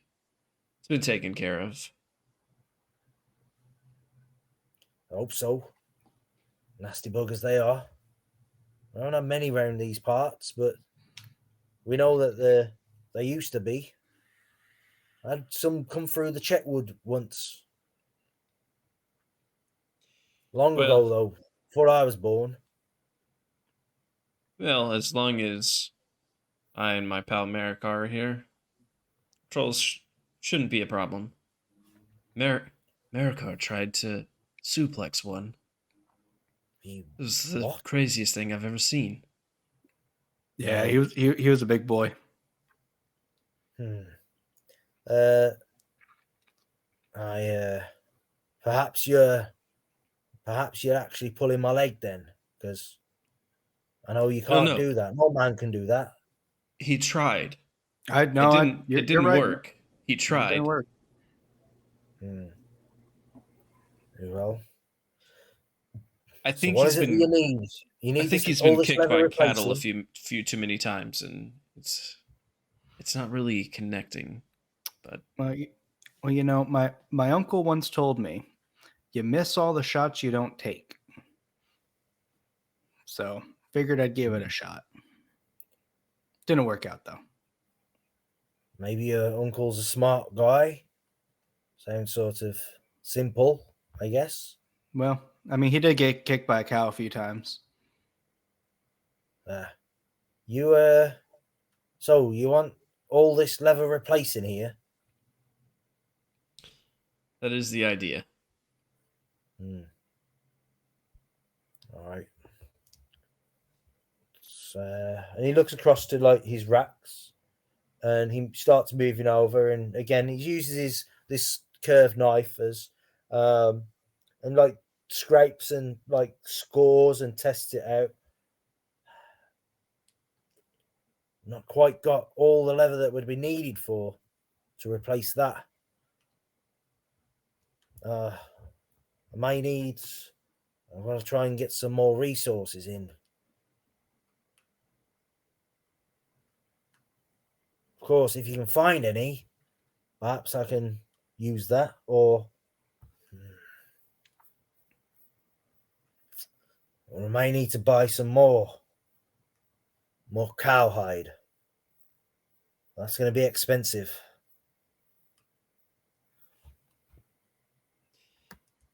How about this? How about come up with a plan to restore the leather of this and set that plan in motion. I'll be back through when I can, and if I find some leathers along the way, I'll bring them as well, or find the materials for leathers. If not, Coming inside, let me take a look at it. right. And do you go inside with him? Yep. I think Maracar will probably stay outside, let them do their business dealings. Yeah, that's good. Give me a perception check, Maracar. Ooh. Solid 10. He's picking his nose. You hear a familiar fuck, and then a Wood. wood. That's wood. You hear the chopping of wood and the sawing of wood. Oh, that's my favorite thing. Yeah, if he hears that, he's definitely gonna like peek around the corner and like look back at the leather workers kind of hut and then look back at the wood. And he's gonna go over. The noise is coming from a building a little bit further behind the leather worker. A lot closer to the edge of the wood itself, the trees itself. Yeah, he's gonna go over and check out the commotion because my boy needs to build a table, or just a fine day's worth of labor. Okay, Damrod, you go inside. Any motions for you to place it on the table? I'll place it down.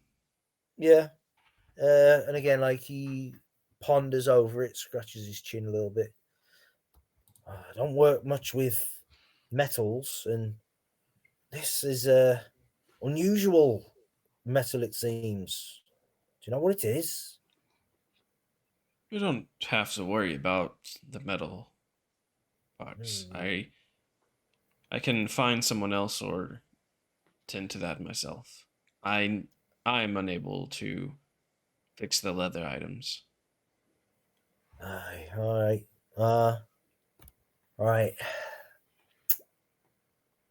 I think. And he goes, and there's like a barrel in the corner of the room, and draped over the barrel side, either side of it, are all these different leather straps, different widths. And he goes and fetches some of them, and he starts almost using them as measure pieces. And he starts like he takes his knife out, and with the sharp point starts like scratching into the table itself, as he's using these leather strips to almost measure.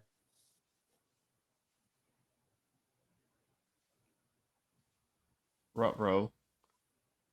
We lost Kevin. No, Kevin's right there, dude. Kevin's right here. I lost Kevin then. Hold on. Uh-oh. My computer's dying. Oh no. No, he's not even on my video ninja. If Kevin can hear me, he might need to back out and come back in. We can hear you, Kevin. Because he I went away see completely everyone. on my screen. Uh-oh. Yep. Reset. Oh, You We lost drove him. away Kevin. The lore master got stressed out and left. Yep. He's like, I'm done. Yeah, stressful stuff going on. Mm-hmm. Swear to God. There's wood and leather.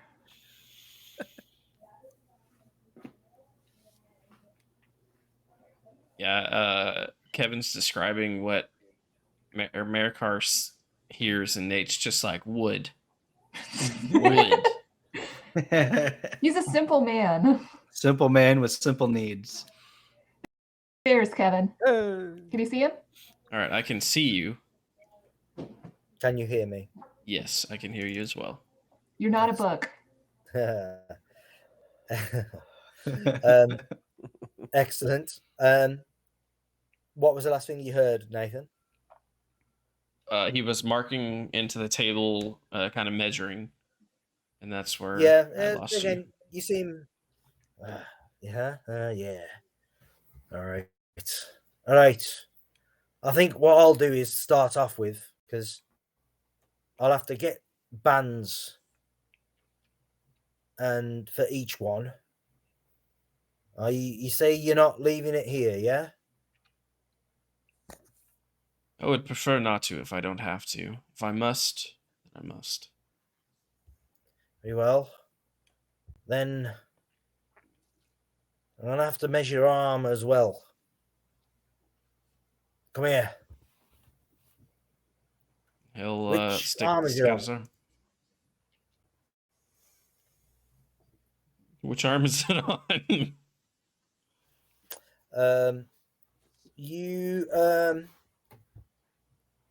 Orelion might have told you it would be on the left arm, the non-weapon arm. Is it left? Is in like the dwarven left or regular? Yeah, but the dwarven left is like on his head. He wears it like a mohawk. That'd look really cool. That's how Maracar would wear it. Yeah. I would kind of turn and hold my left arm out then. Yeah, again, he takes some more of these leather like lengths, and he starts like measuring from just above the shoulder here where the clavicle is down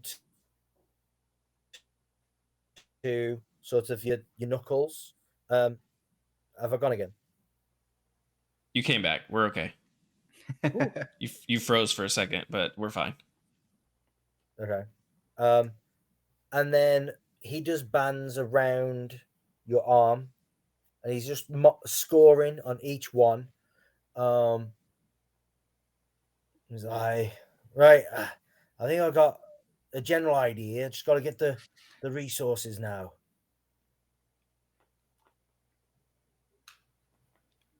Right. As I said, I shouldn't. Well, I guess I should ask you for a time frame when you could possibly have it done, and I will try to be back before or around that time. Well, you see, if I'm to buy the resources for the leather for it, it's going to cost some money, some coin I haven't got on me. You see, What leathers would you need? well, I can use some leather that's already been shaped, potentially, or I can obviously cure some more. But for that, I need the hides, the right hides. What hides would you need? I can possibly get them for you. Well, cowhide is the best. The stuff on the flank, on the rump.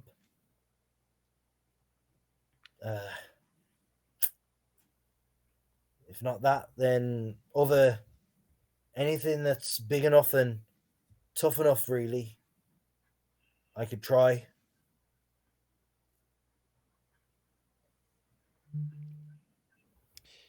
I'll see what resources I can get together.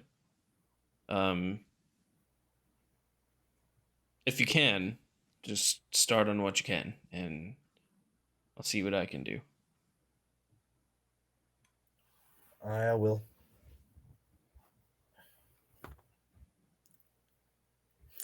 Yeah. Maracar, you head over to what looks like a sawmill, although I don't know if you need water for it to be a mill or wind for it to be a mill. I'm not sure. But there's certainly there's 3 people working together. You see one chopping wood into lengths. You see another 2 working together on a handsaw, cutting these lengths into planks of such, both lengthways, widthways, just so it's a lot more manageable for the case of carrying, using, stuff like that. Cool. Yeah, Maracar, he'd go up and he'd start looking to see what's going on, and he'd ask he might, if there's like a pile of trimmings, I guess, maybe that aren't super I guess like sticks and toothpicks and stuff like that, he'd be looking for some big pieces of lumber, and he'd start like sizing it and kind of looking at it, and if no one approaches him at that point, he'd start looking around and seeing if who's in charge. One of the ones on the saw would stop. Well, what can we do you there for? My, you're a big one. Hey, this woman turns and speaks to you. He kind of puts the piece of wood down. And he says, "Hi, my name is Maracar. I'm just traveling through on my way to Bree. I noticed you had quite an operation here. Everything was looking really nice. I'm a woodworker myself, and I'm actually in the market to look at some pieces I could use to build a table." Yeah, she stands and sort of adjusts herself at the compliment of her operation as such. It's the best one in Breeland. This is. It shows. It might be the only one in Breeland. Obviously, we have the resource here, and points to the Chetwood. Me and my family been here for generations. We have. You want to make a table, do you? Yes, ma'am. That's the goal. I accidentally broke one at the Gray Mane. No, that's not the right. What's that tavern over in Bree? At the Pony. Yes, yeah. I accidentally broke a table there, and I told the barkeep that I will take care of it. So I'm being a man of my word and gonna procure him some materials and build him a table. Oh, that was you, was it? Ooh, word You're travels Everybody fast all around the way here. over here. You are not. Word travels across Breeland like wildfire, they say. Wow. I think for such a really huge town, it'd take a while for news to get out like that. Oh, Bree ain't that big. That's the biggest town I've ever been to. Oh, Yeah. Where are you from, laddie? Where are you from? Oh, Recognize your accent there. I'm from way east, past the mountains and the Bjorning lands. Yes. Oh, well, don't get many travelers up these parts. No. We And don't- actually, it's actually I'm looking for someone. I don't know if they might have passed by here. That's kind of a side thing right now, maybe a main thing. But do you know of a trader? What's his name's Dick Tickle? No, that's not his name. What's and he'd start looking for the correct name after naming this guy wrong multiple times in just the most vicious way. And I'm now looking through our handouts. your notes, yeah. No, look Don't worry, out. I left you a really good note about him. That's the Shit. note that crashed the stream last time. Yup, really good. Oh, I'm just opening stuff now. Is it in party rolls? No. No, it should be the Prancing Pony, Bree and the Prancing Pony people. Oh, there we go. Yep, that's right. Jorge Appledore, George Appledore. Appledore, do you say? Yeah. I know him. I'm actually looking for him and his wife. Have you seen either of them recently? Oh, the Appledores are the merchants that the richest ones in Coombe. Oh, rich. Next Like village across. how rich? How rich are we talking? Oh well, they're wealthy for most in Bree. Oh, there wow. are some wealthier, and us ourselves don't do too bad. Selling wood and all. Everyone needs wood, Yeah, absolutely. but they trade with the Shire folk, and they trade out way out east. Oh, They say, and south. They go south to that ruined city, or what's left of it, I guess. when was the last time you seen them? Have they been around recently?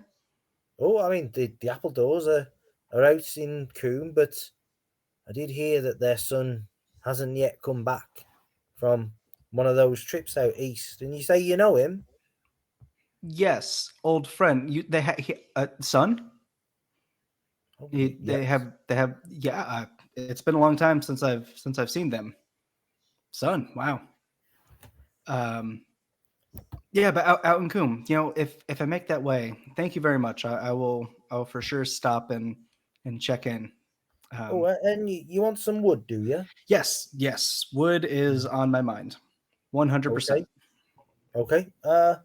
We can get you some wood for a table, especially for the pony. That would Of be course. nice. Of course, you have to make sure you let everyone know that this wood is from from here. And he kind of like keeps tears in his eyes, and he kind of, yeah, that would be good. Yeah, only the best for the prancing pony. And She looks at you like strange, and she wants to say something, but then she like just steers away. Well, here, you can take what you need from here, but it's not free, of course. sure. I mean, well, I'm great with my hands. Is there any firewood that needs to be chopping? I could really use a good workout right now. Looks over. You wanna pay for the wood by labor, do you? I would prefer that, And if that is acceptable. she steps a bit closer, sort of looks around you. Sort Flexes. of. Yeah, she's almost like measuring you by standing like close to you, sort of thing. And then she like gives your arms a squeeze. Well, you got a frame for it, I guess. I mean, no firewood, but we have got some trees to clear over there, and you can see that there's like one guy like standing on his axe like this, holds his back. Oh, and he picks up the axe and he like gets it on his shoulder, ready, and the axe like falls backwards. Oh, poor guy. And he stumbles over almost, not falling quite on his ass, but like, has to re-steady himself. Yeah, he's had a long day. Yeah, he's not even like halfway through. He's probably like 4 cuts into this one tree. So yeah, he'd go over and say, hey, let me give you a break here. I got a debt to pay. Looks over to the woman that was talking to you. Help yourself, And he goes and sits on a tree trunk, and there's like a big pail of water and like dumps it over his head. Dude's had a long ass day, but it's not even lunchtime. And Maracar, he'd set up his little piece of wood just perfectly, and then he would take the smaller axe. No, this is like a full-on tree that he's been cutting. Oh, geez, yeah. So yeah. Okay, now I got you now. Yeah. So he'd take the smaller axe that the guy was using, and then he'd like put that down, and then he'd take his big fucking axe, and it's just like a fire axe, but it's just a 2-handed monster. Yeah. It's a Dane axe, effectively. Yeah, and he is just laying into this, and all of it, like, as far as Maracar is concerned, everything else just goes away. And he's just sitting here. It's him and his tree, and in his mind, the only thing that's, all the Nyla stuff is he's not thinking about that. He's not thinking about Aurelion's key. He's just thinking axe tree, axe tree, axe tree. And he doesn't stop. He doesn't take breaks. He's just like locked in, zoomed in, probably until he gets exhausted or the tree falls. Give me a raging attack roll. A raging attack roll. Gotcha. Yeah, I think just give me an attack roll. I think I've already put the fury in it. Not worried about the actual. Yeah, not worried about the attack. It's just the damage. Okay. Yeah. Roll me a D8. A D8. Yeah. 7. Okay. Roll me another one.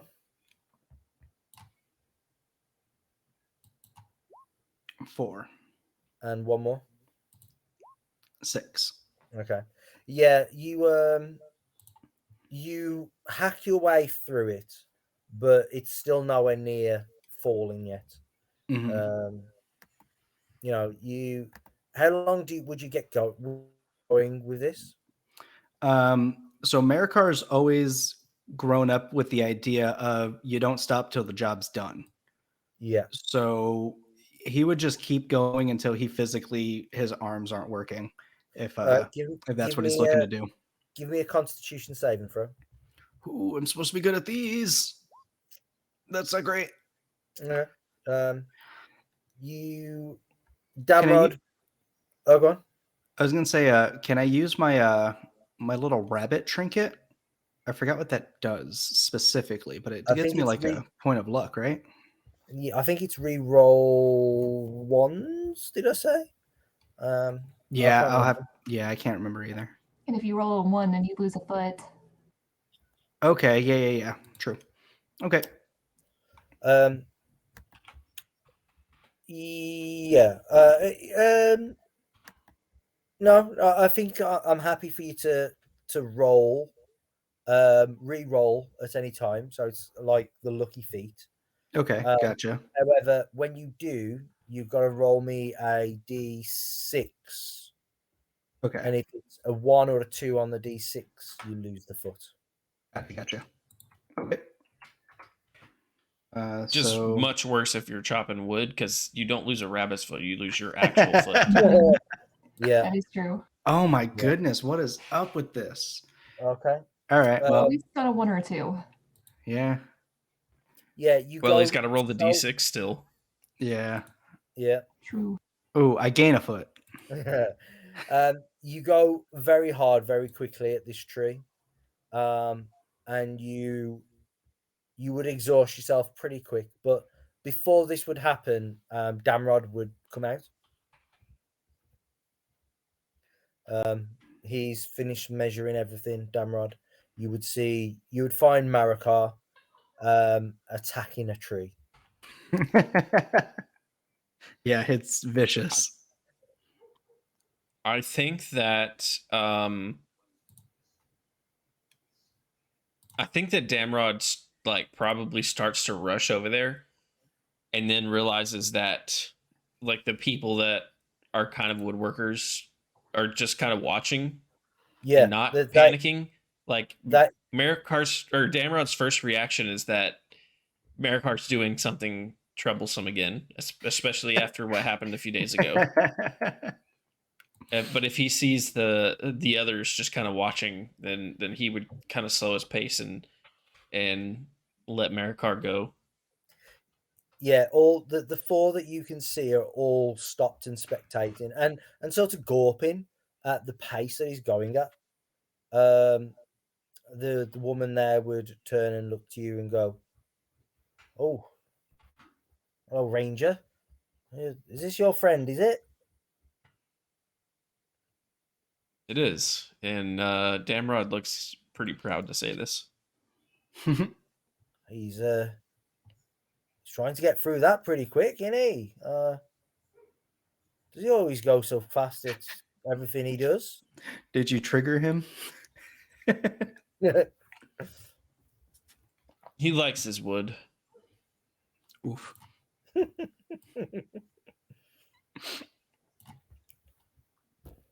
Using both hands, is he, as well? He usually does. Oh well. My. Oh well. He's asking for some wood to go back with him. He is. And I bet he is. He's got no coin, so he said he'd help out and do some. But at this rate, he ain't gonna get through that tree anytime today. Don't worry. When there's wood involved, Maracar throws himself at it fully. He'll stay recklessly. He'll stay and tend to that wood all night if he has to. Haven't you heard of his reckless attack?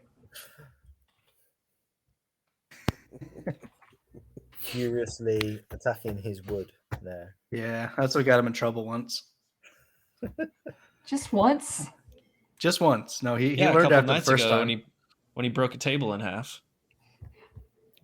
No, that was someone else's wood. That's where the problem came from. Yeah. Well, if you want to tell him, he can take some of that. I can't give it all, but he can take some of it. unless he wants to stay and finish it off.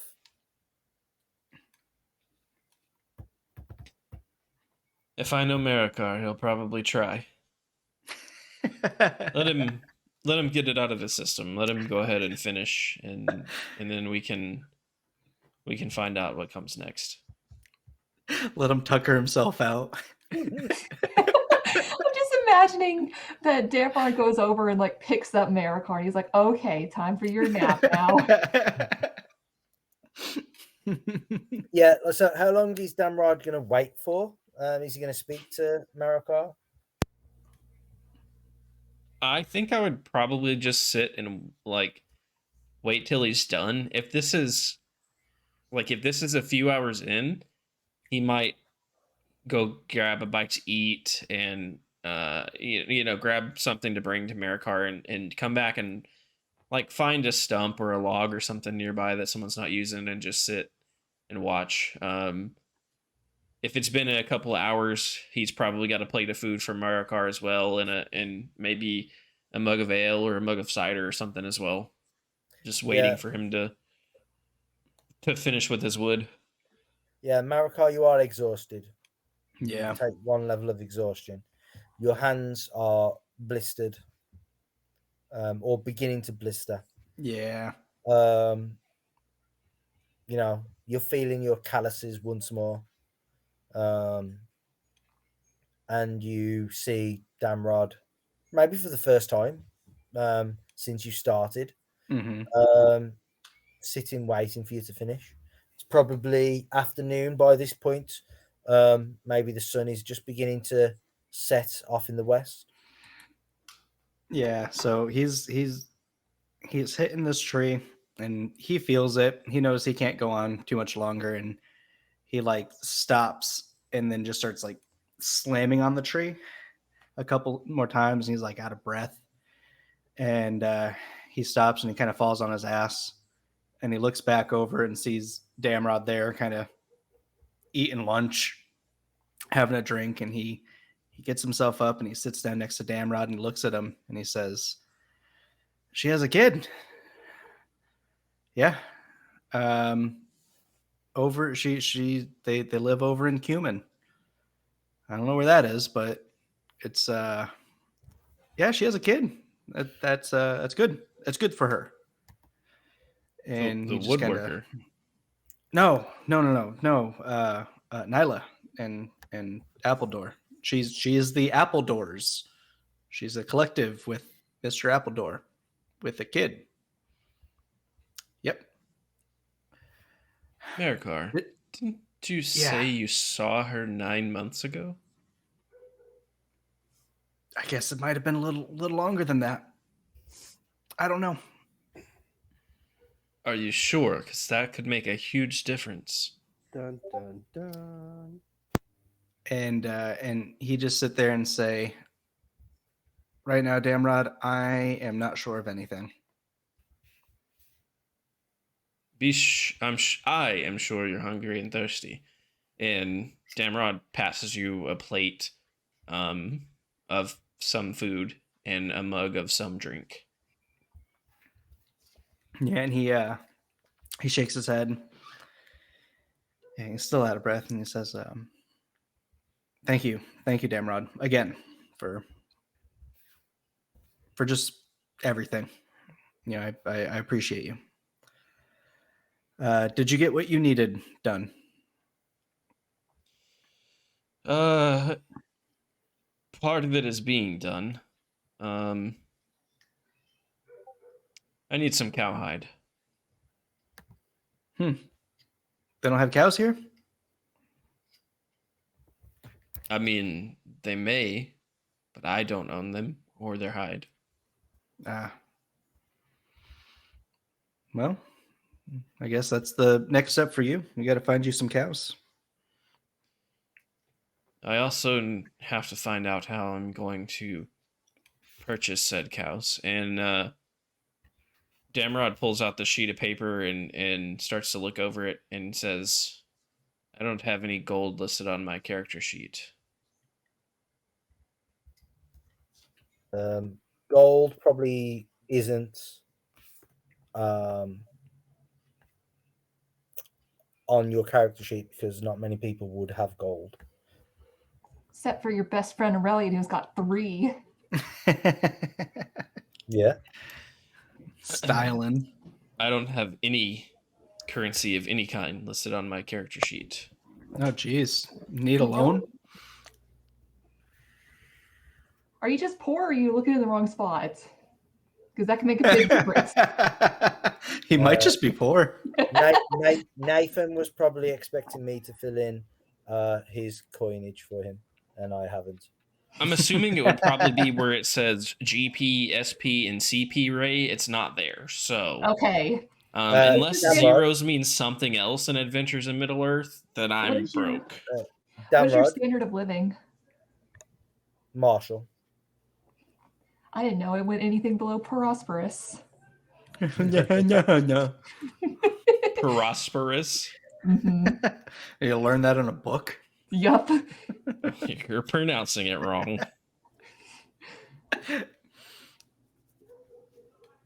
Well, the book didn't have a pronunciation guide. Damrod, roll me a d20.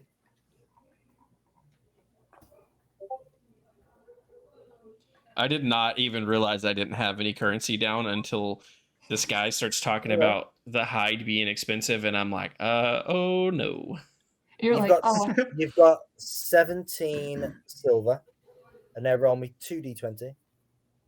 that's going to be how much gold you have. Yeah.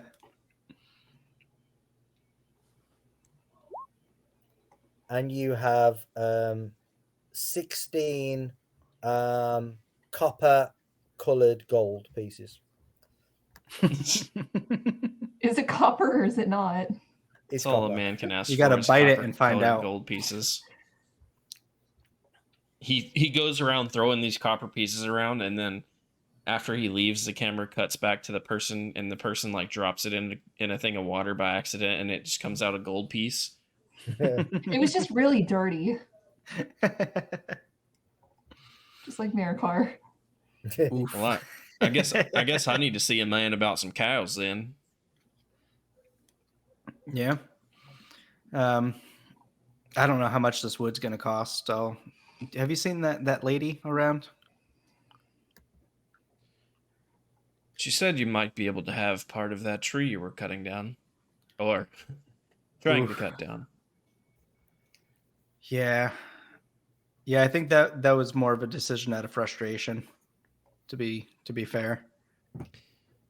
Are you planning to finish it, or not? Well, you don't start something you don't finish. I might be here a day or two. How thick is this tree, and what kind of damage did I do on it?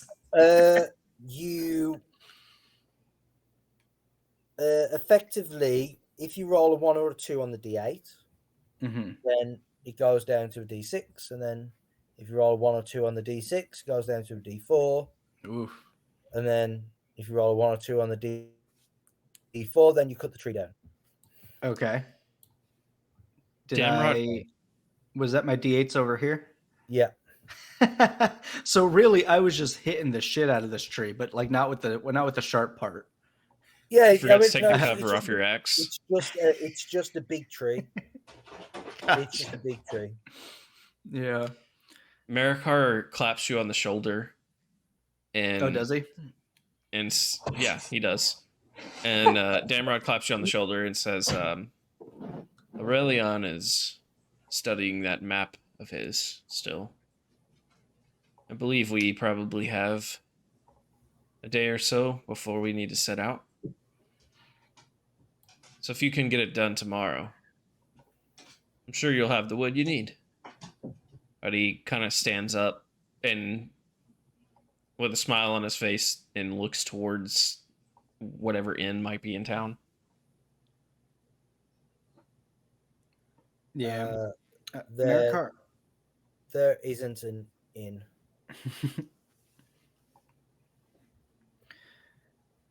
Well, then he'll, I guess, find a place to camp somewhere.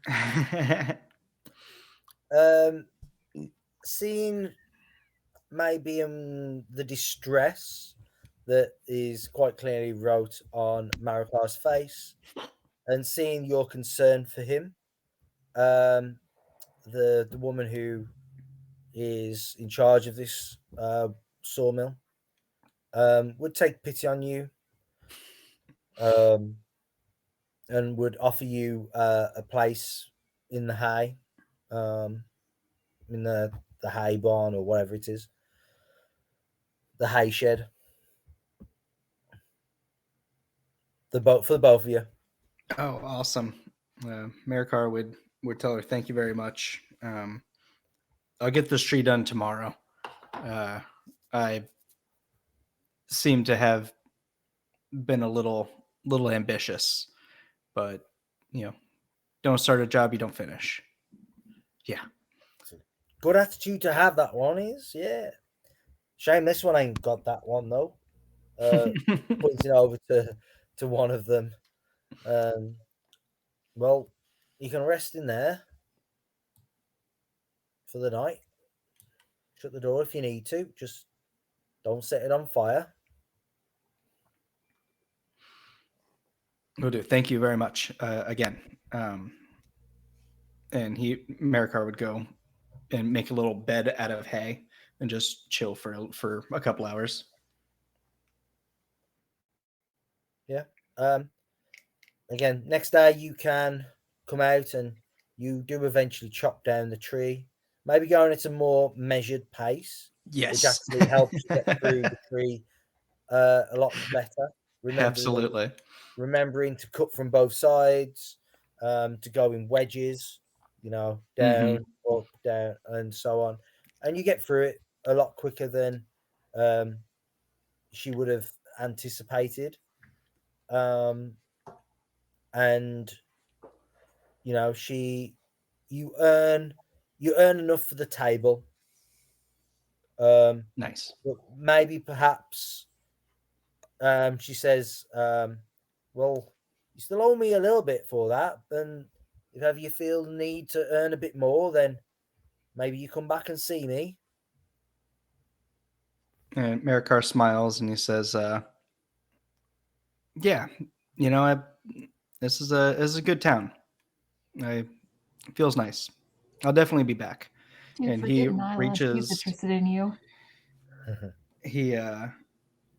He pulls out his coin purse and kind of shakes it, looks into it, and he pulls out like 5 silver and hands it. And he goes, "Does this cover the rest?" She smiles and grimaces, and she'll just push the silver back towards you and say, "Now, dear, how about we make a deal, and you come back here when you can, and you come and do some more work. 5 silver's not quite going to cover it, almost. And he says, "Okay, yeah, no, I can do that. Thank you very much. What was your name again?" Ruby. Ruby. That's a really nice name. I will remember that, and I will come back, Ruby, and do some more work for you." Ruby. This is Ruby Foxglow. Glow.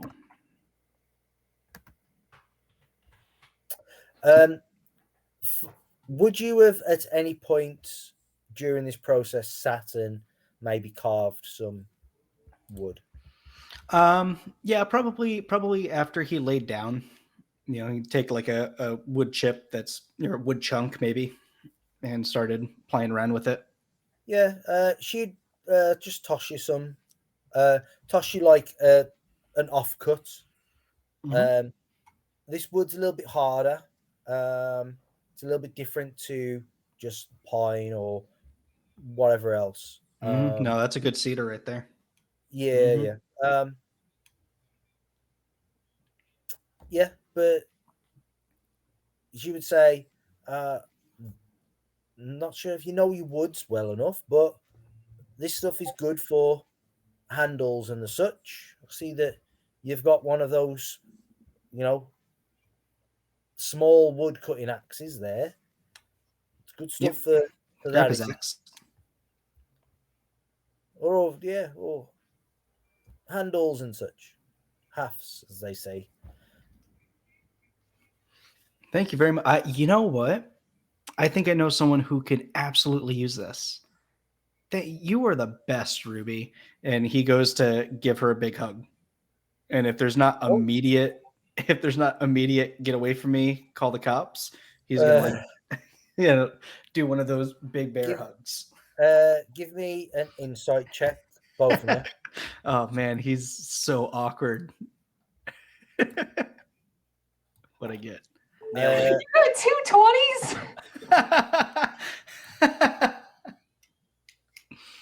He's There's learning. no way he's failing that one. Maracar, you see that she's actually blushing quite a bit. I don't know how Maracar would take that. She says you're not fighting you off. Let's put it that way. Right. Yeah, so he I think he would take that as this is just a much more nice woman than everyone else in town. So like he would notice like the smile and the and kind of the blushing, and he'd maybe like hold the hug a little longer, and then he'd put her down and he'd say again, "Thank you so much." Yeah, you see her like, oh, well, you give mighty big hugs there. Oh, it's been forever since I hugged someone. Wouldn't mind more of them. Damrod doesn't like hugs too much. No, away with you then. If you got places to be and all. Thanks for the hug. Get away from me. I'll remember now our deal. Yes. Won't forget it, Miss Ruby. Oh, that's good. Very well. Yeah, this is probably like a early 30s. Gotcha. So you haven't seen no husband, by the way. I'm sure. How cute is she? Let's find out. Just a D4. Are you gonna roll to see how cute she is? Oh no. Oh, Hold on. hope you got another 20 in you. Oh, Yeah. there you go. Who brought the rocket? A very rustic. You and your rockets, man. Yeah.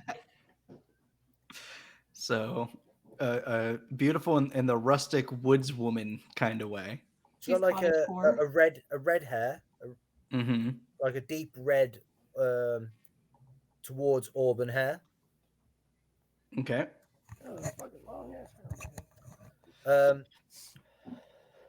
Yeah. Would Damrod notice any of like the blushing and He got a 21. Like he got two 21s.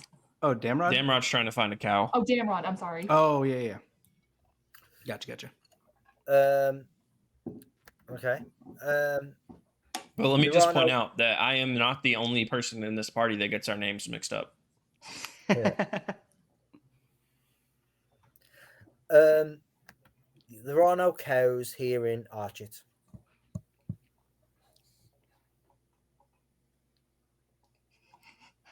Then I might notice the blushing then, because I would have come back if there's no cows around. You walk in and you're like, it's all fucking woods. And you turn right back around. I matched your roll without the nat 20. So Damrod knows exactly what's happening. Yeah. You see the blushing, you see the sort of she's mightily impressed by this hulking farm boy. That was his nickname in high school. Maracar, didn't Like, you? You are literally taller than everyone, but than Damrod. Yeah. So he Damrod's- grabs his wood and he starts walking with Damrod. Before, like, as we're leaving, Damrod kind of gets up behind you, beside you, and he kind of almost whispers to you, but like he's not whispering in your ear, but he's trying not to let everyone else hear. Yeah. If Nyla truly has a kid, she is married, might be time to look elsewhere. And And Maracar, he just kind of like elbows you a little bit. Yeah, he kind of looks down at his feet as he's holding his bundle of sticks, and he says, that might be the case, honestly. Like, who would I be if I broke up a whole family? I guess I never really thought about that. I'd be devastated if my parents split because someone they haven't seen for maybe a year or so kind of just came into the picture again. It'd be terrible. And I wouldn't want to put something like that situation on a child in particular. No, again, Nate. I'm not sure if it was Nate missing out or if Maracar was just Maybe it might be Nate missing out. Thinking about his wood too much. But she said their kid traveled east on a journey and didn't return, and is still not returned yet. The Appledores kid, the Appledores son, went east on a journey and hasn't come back yet. That's what he said. That's Nate missing out on stuff. Gotcha. Okay. Just in case. Yeah. That's Nate thing. Yeah. So he would say, well, they're still missing. The child went out east as well, and they haven't come back either. They've all been gone for quite a while, and they all went east. It could be nothing, but it's concerning nonetheless. Even if my pursuit isn't for Nyla in a more romantic way, something's still wrong. I agree. I don't think you should abandon the search for her. Regardless. Even if you decide or can't be romantic, she is still a friend of yours. Absolutely. If you know that something is wrong and you're able to help, you should. Yeah. But we're on our way back to Bree, right? We'll figure it out. Keeping faith. So let's hope that Orelion has done more than blow smoke on that map. So you return back to Bree, and that's where Orelion has blown smoke on the map. Yeah. And you are sitting with Orelion as he describes the marsh, the king's chair, and you being able to direct the group there. Maracar, obviously you arrive back. Is there anything that Rook would have done at that point during that time frame? Not really. The fact that he just struck out, not being able to find what he wanted to find, he probably would just found Aurelion, see what he's working on. Would he be in maybe the room being a little bit bored while Aurelion's studying? You're like, come on, stop studying. He like ties Aurelion's shoelaces together. I start making comments about his hair. I'm like looking at mine. I walk over. I grab some of his.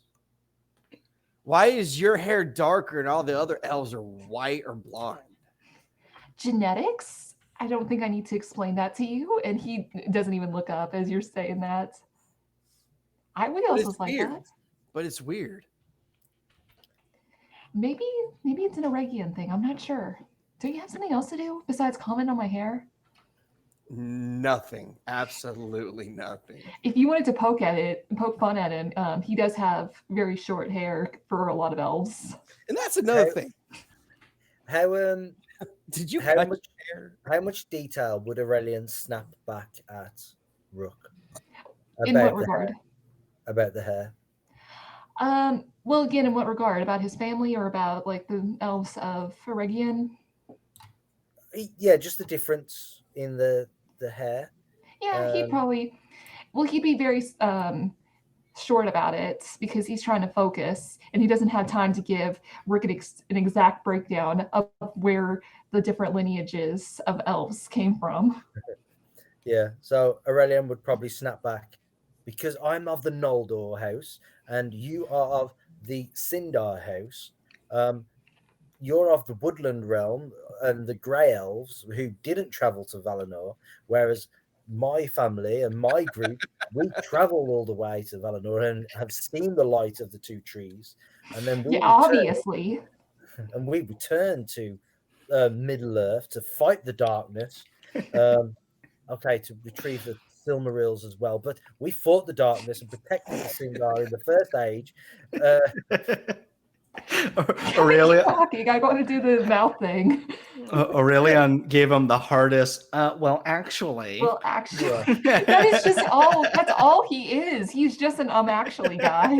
And he's like, our first king was Finwë, and your first king was Elwë.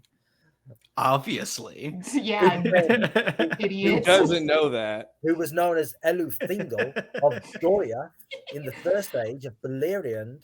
Yes. And he had silver hair. His name was Greymantle. I think that was a misdemeanor on their part.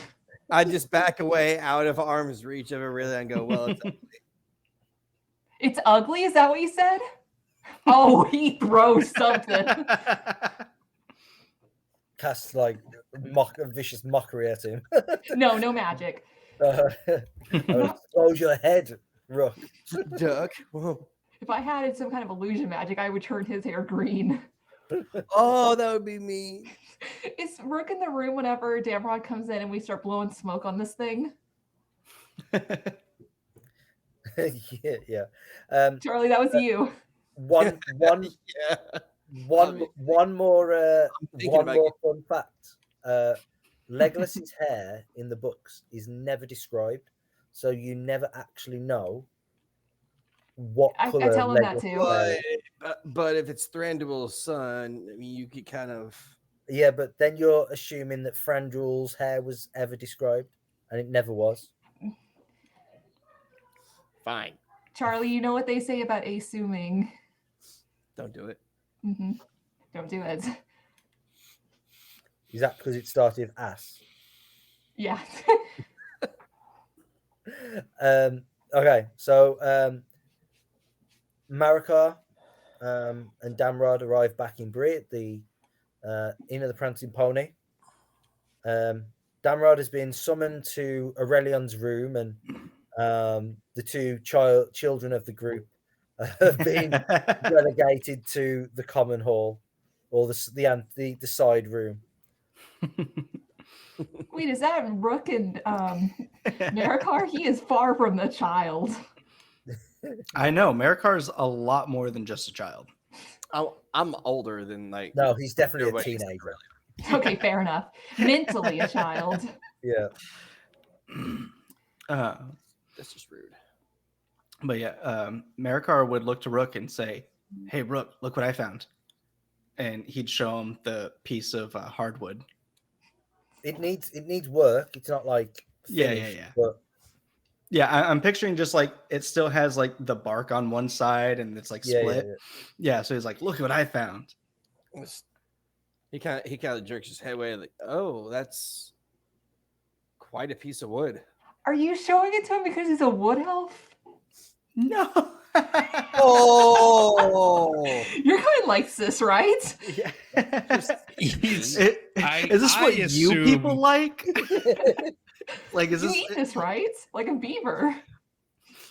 that's just rude. I hear you people like this stuff, right? Is that how that works? Like, your my kind. My kind. No, he says, "No, Rook, look," like, and he's like sizing it up, and then he like sizes it up on his hand, and he's like, that's a good size, isn't it? Yeah. It's a great size. You need a hilt, a handle, a wood piece for your sword. Oh. Huh? I don't know if a wooden handle would be best Maracar. What else would you use for a handle? I don't know. Elven things. Maybe something we can Elven fasten a things. guard to. Like, I'm not using wood to catch fire. Well, no, this is hardwood. I mean, yeah, it burns, but it's not like stupid pine or something. It takes a lot to really char this up. Or like, how big is the piece of wood that you have actually? This small. I'm assuming it's like what, this big, and then you shave it down and form it to what you need. Maybe smaller. I don't know. Didn't Tell get you that what. at the table? Tell you what, you hold on to that for a minute. When I find somebody that can actually do this, I'll come back and find you, because so far nobody can help me. What wood? Well, I guess you don't want woodworking. What are you going to do? Wrap a cloth around it? That's what the troll did. He starts going over ideas in his head of how he could wrap this in a cloth and make it functional. He was like, tell you what, I'll work something out. If you don't like it, then you don't need to use it. I like how Fair you're enough. using the cloth as like, yeah, that won't catch fire. I mean, the troll did use like literally 2 planks of wood, and he just like sandwiched it either side of the tang, and then sort of like wrapped cloth and leather around it. So it wasn't like he was holding the metal; he was holding like, but this wood was just like normal wood off a cart that he'd snapped. Yeah, he just like spit on it for glue and then smushed it together. That's You it. know how solvent troll spit is? No, that's not. You know what else is quite solid? Oh, shut up. Oh, that's awful. Maracar's wood. I think this is the first time we need to send Kevin to jail. Yeah. Whenever To there's, be like, fair, we should have sent him to jail some of the Curse of Strahd sessions, but we weren't Yeah. sending people to jail then. So Yeah, because he was Yeah. talking about like grabbing people by the balls. That- Oh yeah, Oh, Nate yeah. wasn't there for Rochambeau, that. yeah. Yeah. Nathan, you were talking about Rochambeau. grabbing Halberad by the balls. Wait, when? When you were talking about how you liked Oh, shut how up. you liked Damrod and Halberad's balls better. So what I was gonna say was, after I would explain this to Damrod, I'd probably grab Rook and Maracar and like pull them to a more secretive place and show them the map, and I would show them like how this is a dwarven map, and so the top is east, and then I would point to where we needed to go, which is the Black Burrow, which I believe should have what we're looking for. is Damrod there? Yeah, you're coming with. If you have it on the table, he'll just like place his hand on it, like as you kind of lift your hands off of it at one point while you're talking, and just turn it to where north is up, and he's like, now it's facing the right way. Yeah, but all the trees are in the wrong way. Now they're on their side. I can't help it if dwarves can't draw maps. No one's debating that. And I will turn to Rook and I will point to, let's see. I will point I to don't the know why right. they insist on using a separate measuring system from everyone else. Really, everyone should adopt a central measuring system when it comes to measuring directions. And I'll point to the right of the map and read off how it says, hence came the company to seek treasure to Rook, and then I will explain that must be Orelion, and pointing towards Austin Ethel. Start looking at the map.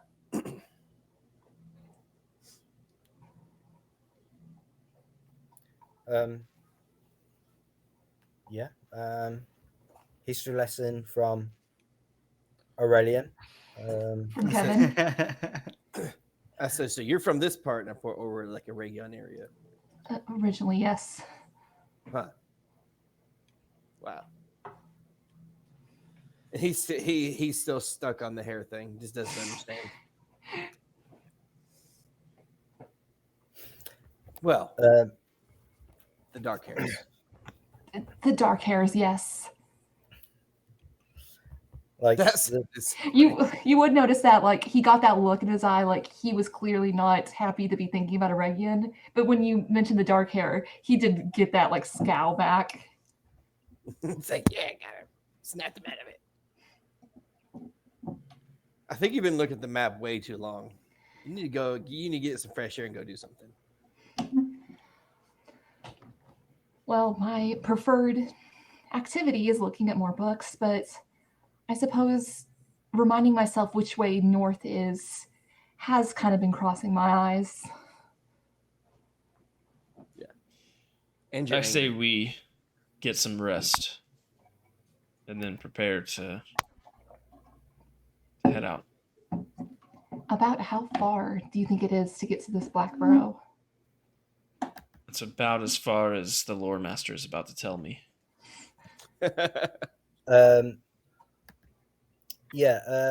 Aurelian, you wanted to learn history as well, also, right? Yes, please. As you was doing this. So do you remember the roles that I asked you we would No, make? but I can look.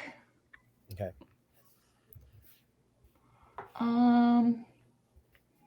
DC 12, History, Tradition, Persuasion. Yeah, okay. If you can. Okay, let's try it. You want me to roll all those? Yes, please. Also, is there anyone in Bree specifically you might want to ask or question, either around history or around the map and the owners of the map?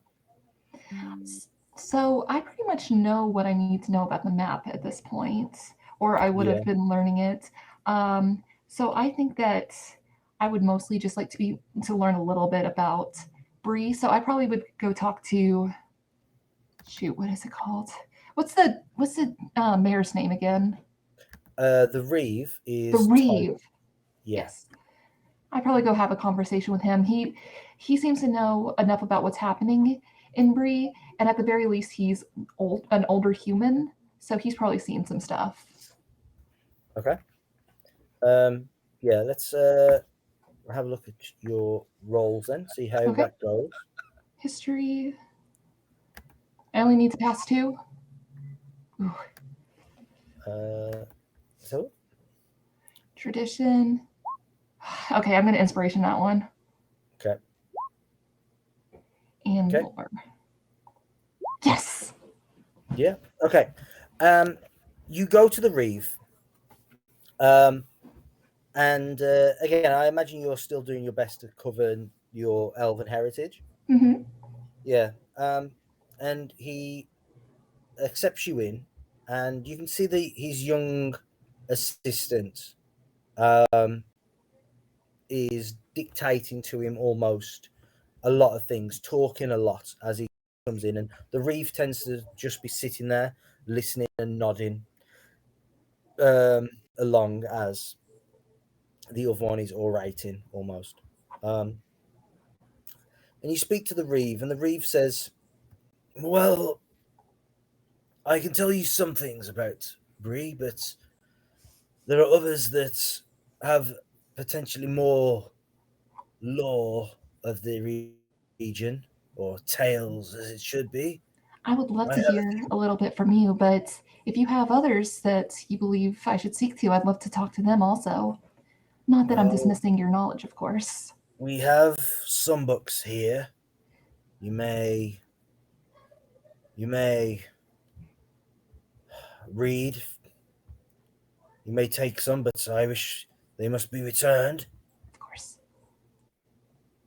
And he would get up and he would he'd probably hand you 2 books. Perhaps it is best you seek the schoolmistress, Anna Wintermoss. She is up at the school. Of course. Thank you so much, Mr. What's the proper way to address him? Just your Reeve-ness? Your Reeve-ness. Your Reeve. Yo, Reeve. Yo, Reeve. Just Reeve. Okay. Thank you very much, Reeve. And then I will very carefully put those books into my bag to where the spines are facing towards me so that I don't wrinkle them or anything. And then I will go to the school mistress and see what she has. You knock on the door, and this is where you brought the wounded previously with Maracar, or I'm not sure if you was with Maracar at that time, but I super don't remember. yeah. You were, Then because that's when he started laughing at all the hobbits. Oh, that's right. Yeah, they're funny. Yeah, the one thing you'd probably notice is that she's tall. She stands taller and straighter than a lot of the people of Bree. She has a different air about her, different feel, sort of thing. Her skin is slightly darker, also. Most likely someone from further south, and not originally from Bree. And she would stand there and go, "Yes, can I help you at all?" What time of day is it? You tell me. Good afternoon. My name is Guilford Godfrey. I'm just a traveler to this area, and I was hoping to learn a little bit more about Breelands. Well, really well. You may enter. The children have left now and gone back to their homes. How may I help? You wish to seek and pick my brains of the knowledge of this area? I originally went to speak to the Reeve, hoping that maybe his years and his position would be of use. He gave me a few books that I'll be looking into a little bit later, but then he said that maybe I should speak to you. Very well. It is perhaps the smarter choice, as I am the teacher of this place. Of course, maybe foolish of me to not think to come here first. You are new here around here, and she's looking at you quite curiously. She's trying to perceive something you can tell about you.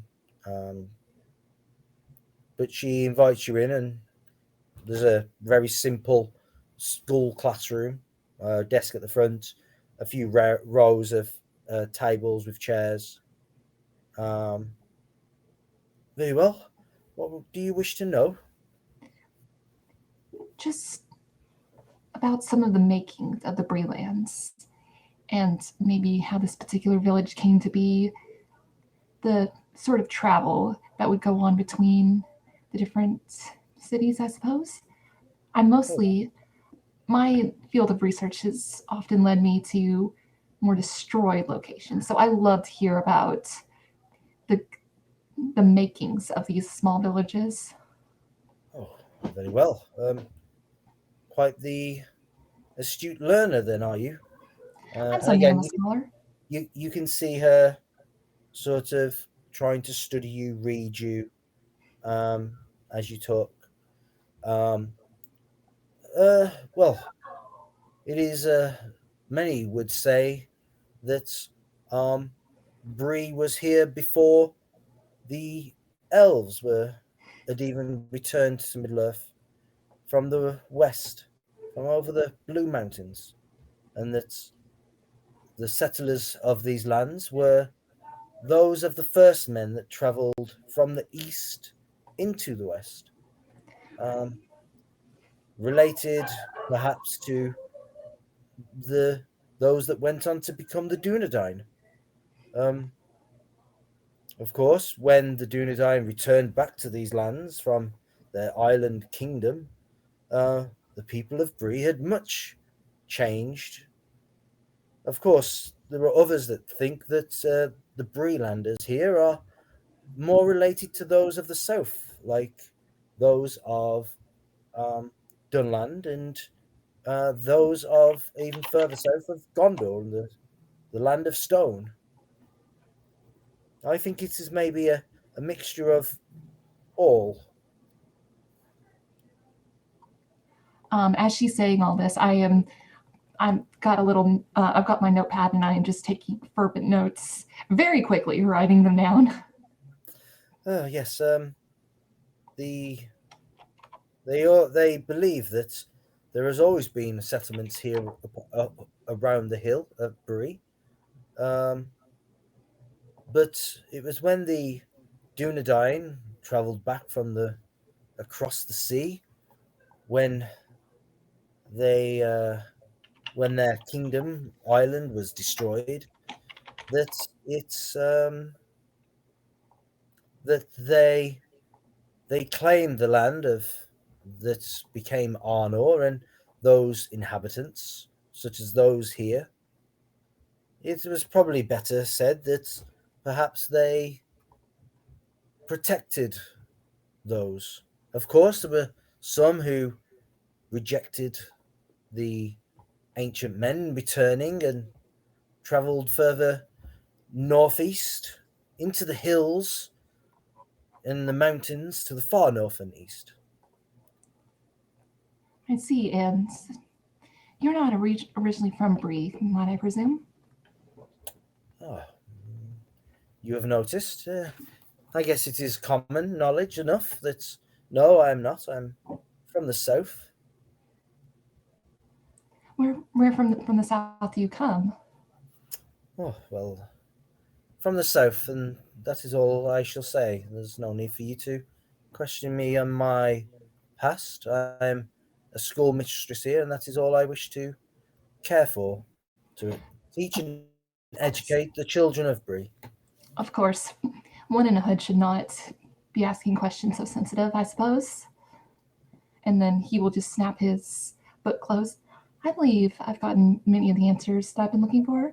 Thank you so much for your assistant, schoolmistress. And I hope to see you around someday. Very well. Indeed. And she'll walk you out. And I will head back to the inn and to go read over these books. It'll probably take me maybe like the rest of the night to just read 2 of them. Yeah. Was there anything else that anyone wished to achieve before we begin to plan and set out on the next adventure? Are there cows here in Bree? Give me a D4.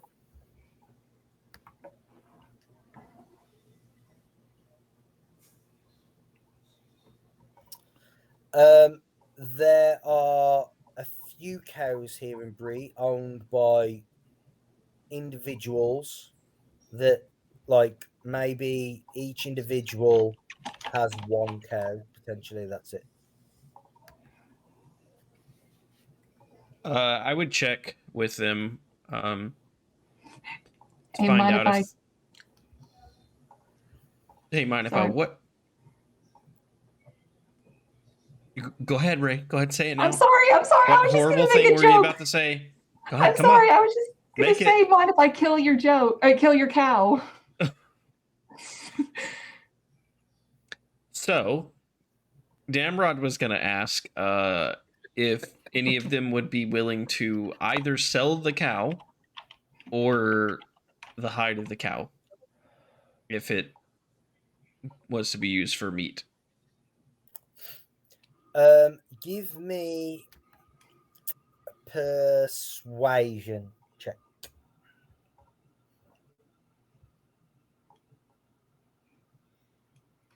I'm going to use my inspiration. Yeah, this will be quite tough check. Thanks, Roll20. Why did that roll a d4? No, that's separate. That's crap. These people love their fucking cows. Yeah. You ask around each individual, and they almost slam the door in your face. If you're outside, for some reason, there's a door all of a sudden in front of you. And that slams in your face. Word gets around quick. Yeah. The price of the cow seems to be a lot more valued than what you could offer. I mean, it's their only cow. That's fair. I mean, I didn't expect much, but I definitely didn't expect double ones. Yeah.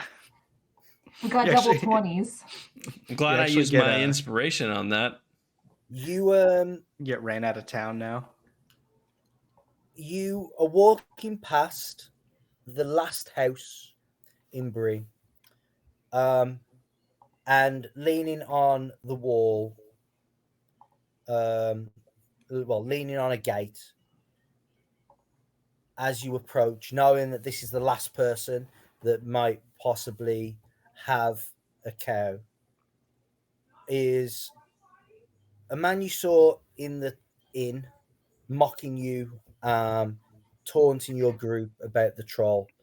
Bill Fernie, you found his name out to be. Oh, Bill.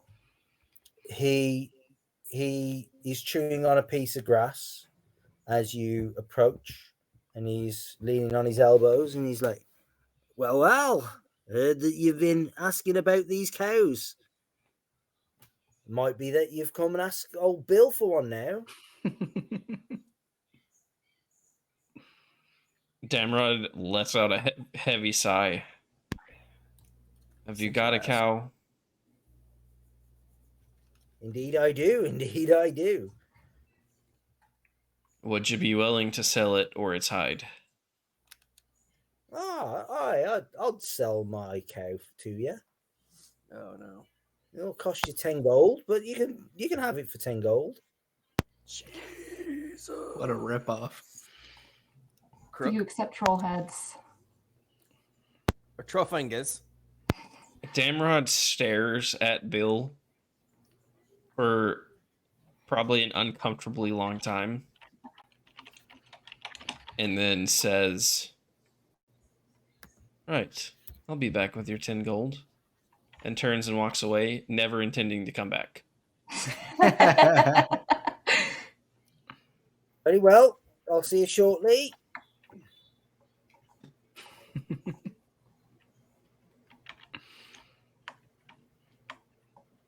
But Maracar comes back with 10 gold worth of an ass whooping. 10 gold worth of an axe whooping. Oh.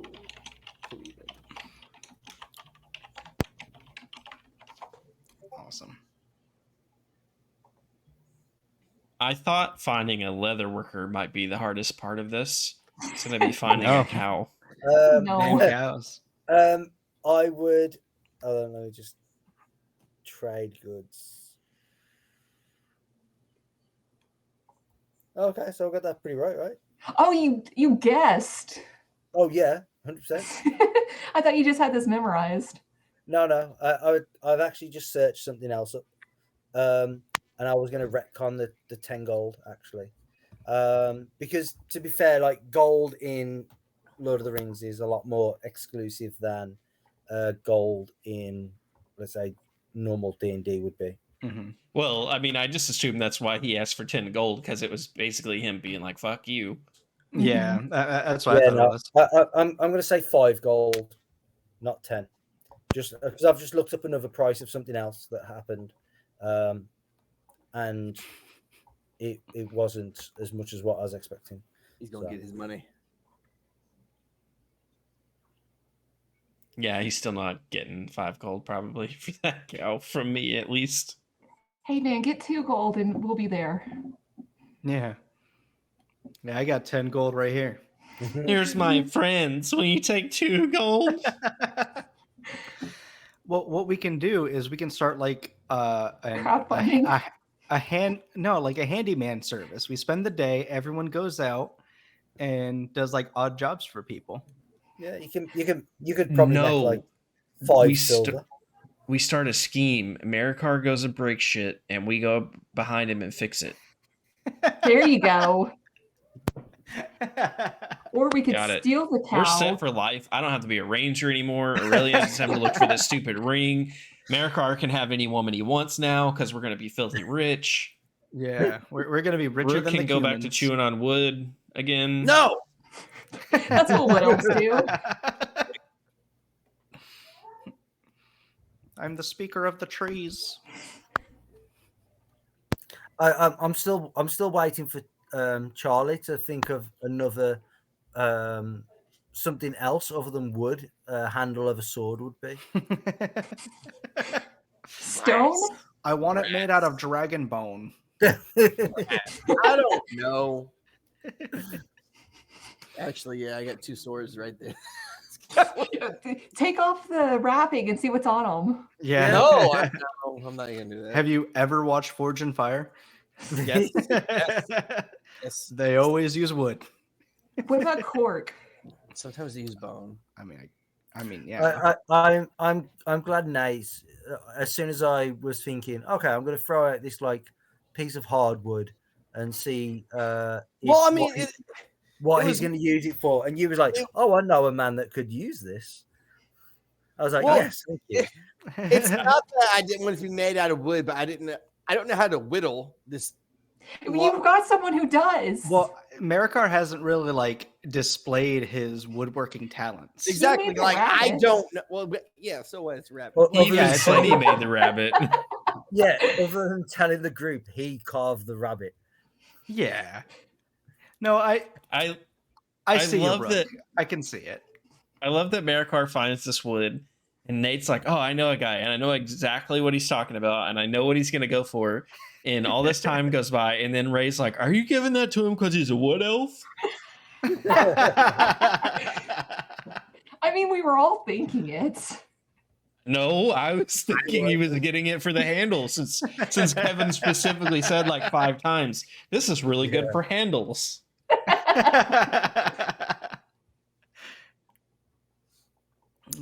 Good stuff.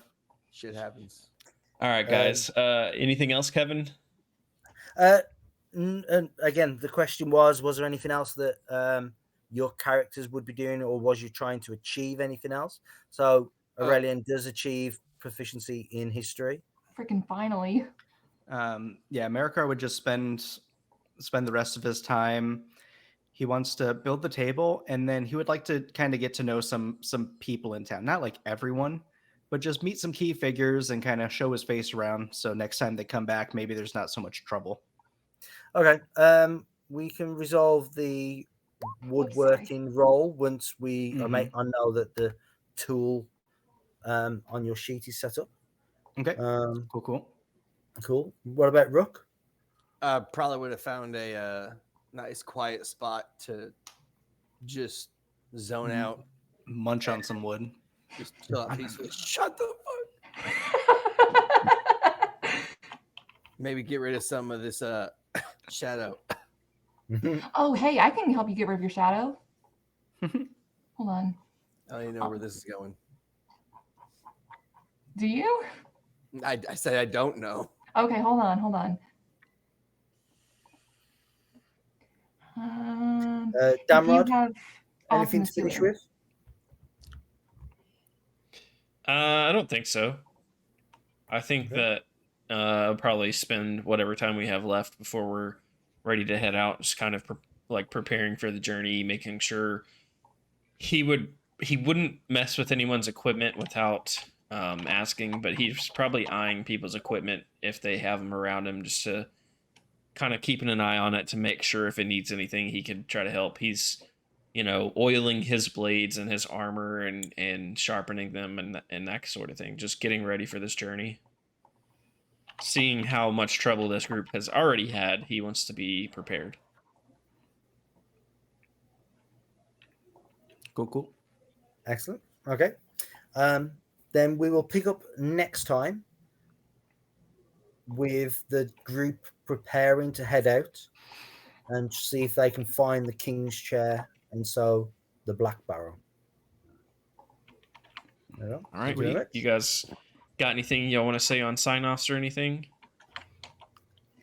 Yeah. So I got something. I've been streaming this week. What was it? Civilization 6. And that's been a lot of fun. Been getting a lot of engagement on that, so that's been exciting. And I am 5-6 away from 50 followers. Oh, which is dang. super That's cool. amazing. Nice. Yeah, so very excited for that. That's That was that's fast. kind of a good milestone to hit, like a short-term milestone. So very happy about that. I was one of those followers today. Yes. Yeah, Kevin popped into the stream. I streamed for like almost 7 hours today before Dang. getting on here. Yeah. So, but yeah, Kevin popped in. Some other people popped in. Diamond X. So thank anyone who's around that popped in. That was awesome. Very exciting. And yeah, so I'm gonna try to stream until I go back to work Sunday. So I'll be on a few times again. And then of course the YouTube channel is like up and running now. I got videos. It's mostly Overwatch right now, but tomorrow I'm gonna edit a bunch of the Civ stuff and see if I can get something worth watching out of it as far as a YouTube format. So yeah. Oh, Sweet. and of course yesterday I did a podcast episode with Charlie, and that was awesome. Kick-ass Nice. conversation. Charlie, of course, we know he's a cool dude, but definitely being able to sit down and like actually have a good, real conversation with them for an extended amount of time was amazing. So definitely that's going to be up on the podcast soon. Got to go through editing and stuff like that. But yeah, so that's kind of all I have. Oh, and I'm going to start working on a Discord for myself. Just to have it. I know I've been kind of mooching off of everyone else's Discord for long enough. That's fine. We'll mooch off yours. Yeah, It's a lot to set up exactly. a Discord. Or Well, it can mooches. be, so I get that. Yeah. It's, I don't know, a couple YouTube videos, and I'm sure I'll have it up. It's not hard. It's just a Just lot. a lot of yeah. But yeah. So that's all I have. Ray, are will you going to say be? that- Go ahead, Kevin. Yeah, I'll just say I am very looking forward to and excited that there is only one more session for Middle Earth before I am in America with you guys. Yeah. Nice. Yeah. It will be the 26th will be second session from now. So yeah, almost there. Looking forward to it. Yeah, we're all I'm looking excited. forward to it. Yeah, Mhm. that's me.